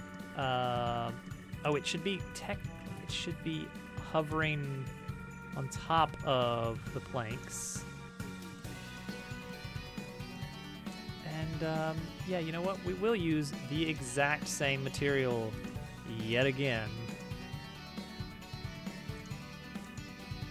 Why mess with the classics? Boom. Cart tracks straight. Incredible. Get rid of the minecart. What's going to be really annoying is dealing with... We're going to have to synchronize the path that a cart follows. I'm not going to automate it to follow the tracks. It's not going to do that automatically. That's going to be kind of, I have to by hand stick it on, which is a little bit annoying, but it's fine. Okay. I think carts are the way to go. Mine carts are cool. We had a little bit of flooded cavern business, and you know what? Maybe there will be more. Maybe there will be more. We'll just kind of deal with it. So the nice thing now is this is now modular. I can just kind of like slap it down at the right spot. It kind of snaps in as long as I'm snapping to grid, because it's exactly a 4 meter by 2 meter block. So if I snap it this way, it'll look like, or 4 meter by 1 meter, even better. So yeah, there we go. So we can have a nice little rail yard. This is not going to line up with the train tracks, which are going to be on a different scale entirely. The Canyon Bridge has our example size here, which is what? Double scale, okay, which seems fine. All right, cart tracks straight are easy. Cart tracks curved.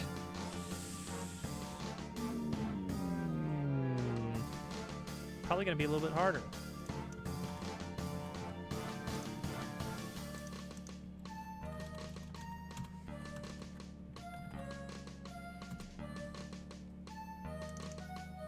All right. Not the worst. Let's start with this. Make a copy.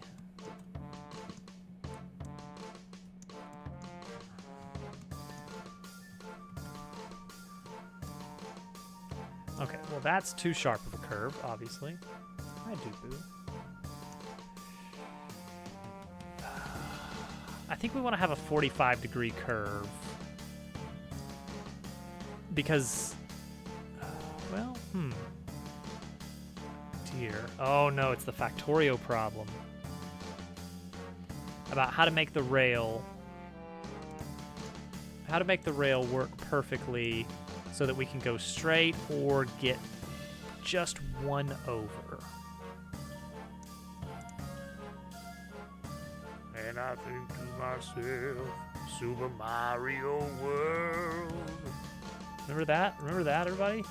Remember Brindlefloss? Does he still do anything?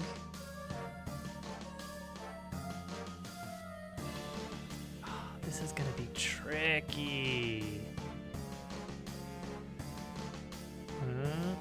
So we go like da-da. He's still around. There you have it. So we could go like this or this. Okay. So let's take these. We're gonna try and do this such that I think this is the right amount.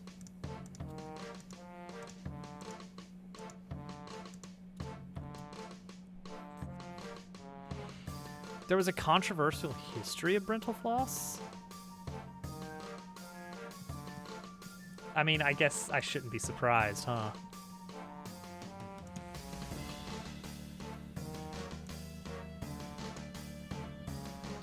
One, two, three, four, five. 1, 2, 3, 4, 5. No. What? Why not? 1, 2, 3. Oh, that's why. Because we're off by that. Okay, this is still doable. It's going to be about here. Now just find out what that is about. 3.25, negative 0.5. Okay, so that's our target. We want to smoothly approach that.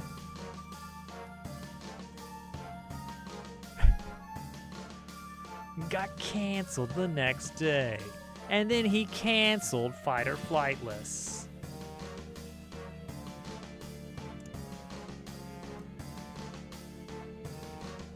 Could you imagine?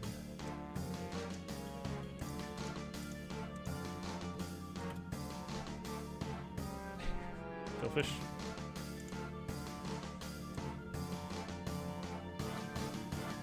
Okay, it's gonna be here.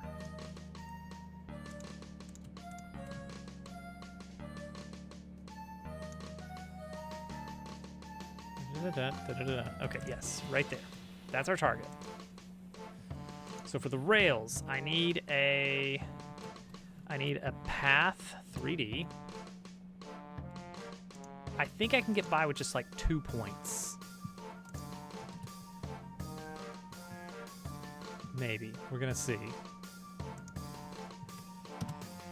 -1, 2, 0.5, 0.5, no, 0.5, no, no, -0.5. Out 1. Maybe 2. Not 2. In -0.5. -0.5. Nope. 0.5. Okay, that seems like a decent curve right there. That looks fine. Next, I need to take this rail here. 0.35 by 11, huh? Okay. CSG polygon.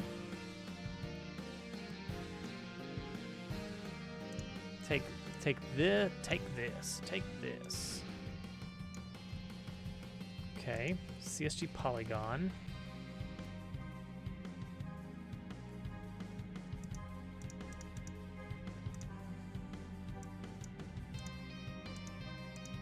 But why can I not draw the polygon? Oh, am I? Oh, because I'm looking at the wrong angle. Ahaha. It's gonna be kind of like that. It's gonna be this. Whoop, nope. Nope. I know what I'm doing. Do this. Do this. Do this. Do this. 0.3511, huh? It is, isn't it? Just like what? Huh?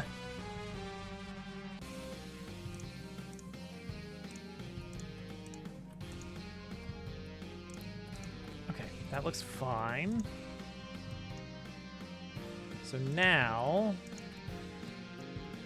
we take this polygon and we change it to path mode for this path node. Path interval smaller. Oh, that looks not bad. Except,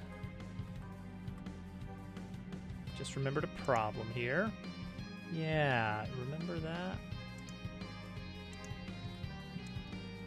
That's where that needs to connect to. Which is not where I'm going right now. Oh wait, no, I could do that though. I think. What if I just moved this polygon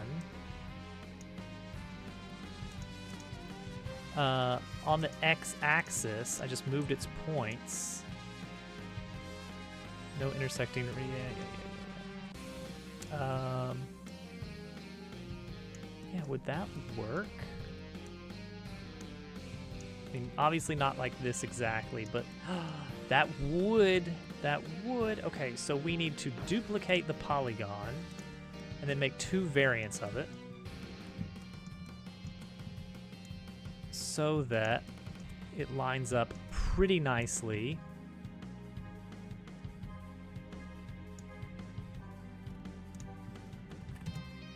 .4, sure.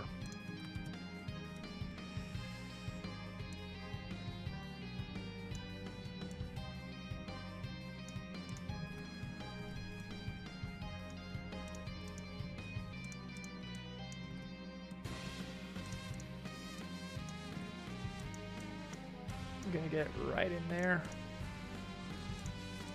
You just wait. There we go. That looks beautiful.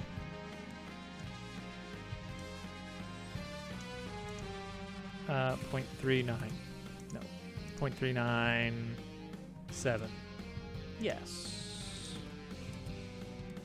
Okay.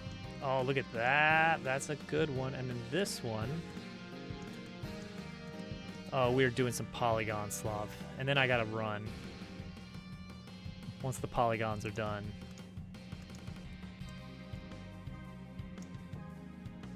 Oh, it's just gonna be negative of the other one, right? Right? It's gonna be that? Yay! They are minecart tracks.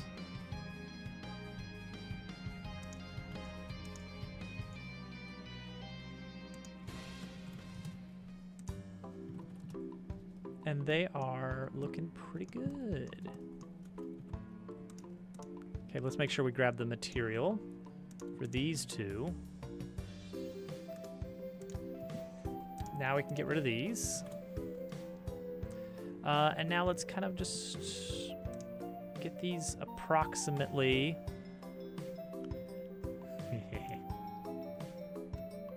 So this one will be 2, this one will be 1. And just kind of vaguely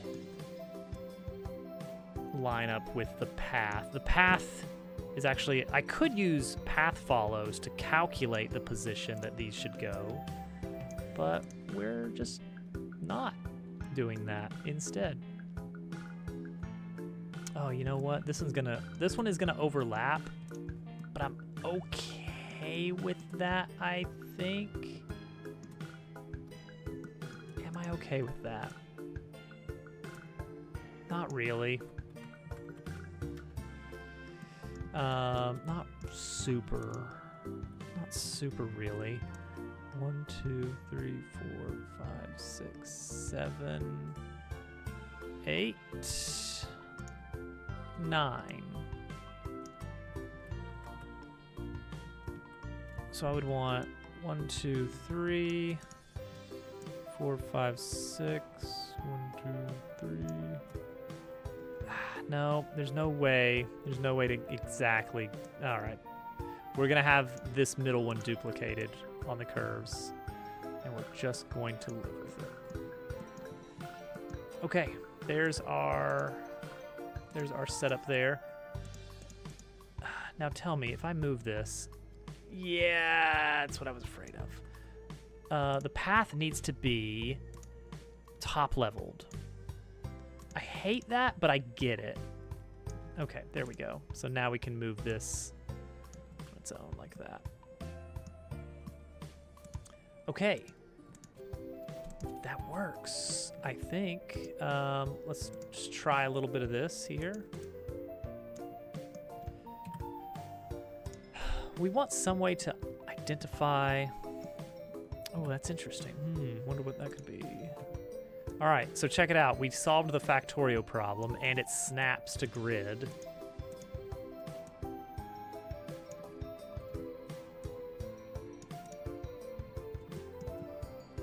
That doesn't look great, but it's just because of the S-curve. The Factorio S-curve problem, as we call it. So the idea is that this piece could be transformed to be mirrored, and now, boom. It can either be an S-curve or part of a 90-degree curve, which is fantastic. That's exactly what we want. Look at that. Look at that. Dun dun dun dun. Choo choo. That's the sound he makes. All right, I gotta go. This is great that this works. I'm just gonna call this track test, just so we don't lose this, to remember how these connect. Because this is pretty cool that you can do this. You can do an S curve or a full 90. Technically, you could. Ooh, could you do a 45?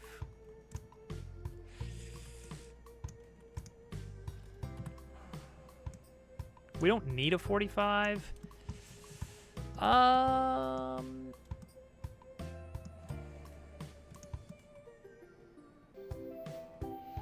Most of the planks work all right. It's just the rail doesn't quite connect. And if we do extend it on either side, then we get weird off bits. So I'm not planning on doing that. Do I have anybody that we can raid? Nondescript aliens, big ghost Kremlin. all the good stuff. Okay, I really need to go to sleep. So we're gonna do a raid and run. So I just gotta find someone that I know well enough that I wouldn't feel bad about raiding and running. I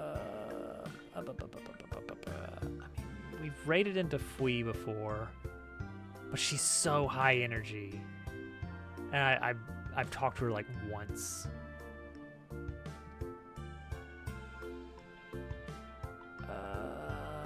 I don't know any of you people. Why are there so many people making games? Get a life, guys. What are you doing? What are you doing?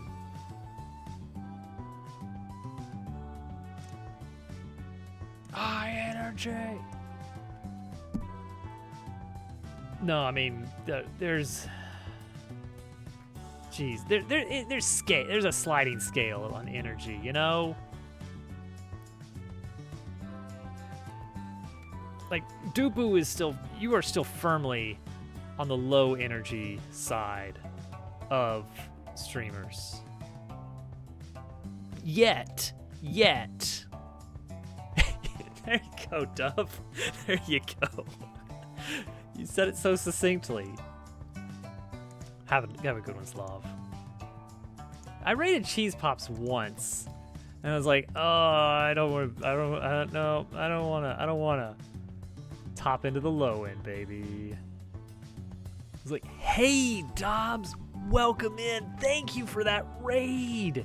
And I was like, oh, you were recommended, but I see now that we're not a good match.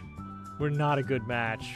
You're very friendly, and I appreciate that. Goodbye.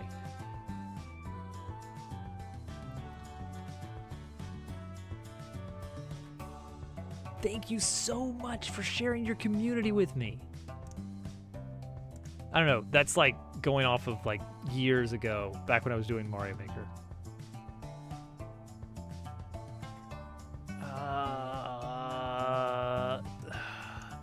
Let's give Sauce the raid. Yeah, you're great, but bye. All right. I'm gonna send everybody over to Sauce, and then I'm out of here. I got sleep to do. I got so much sleep to get done. Thank you all for hanging out. I'll be back tomorrow. I guess we're gonna start building this gold mine. This old abandoned gold mine, and all sorts of fun little minecart shenanigans and tomfooleries that go with it. So yeah, bye. Have a good night. And good week. All that good stuff. Yeah.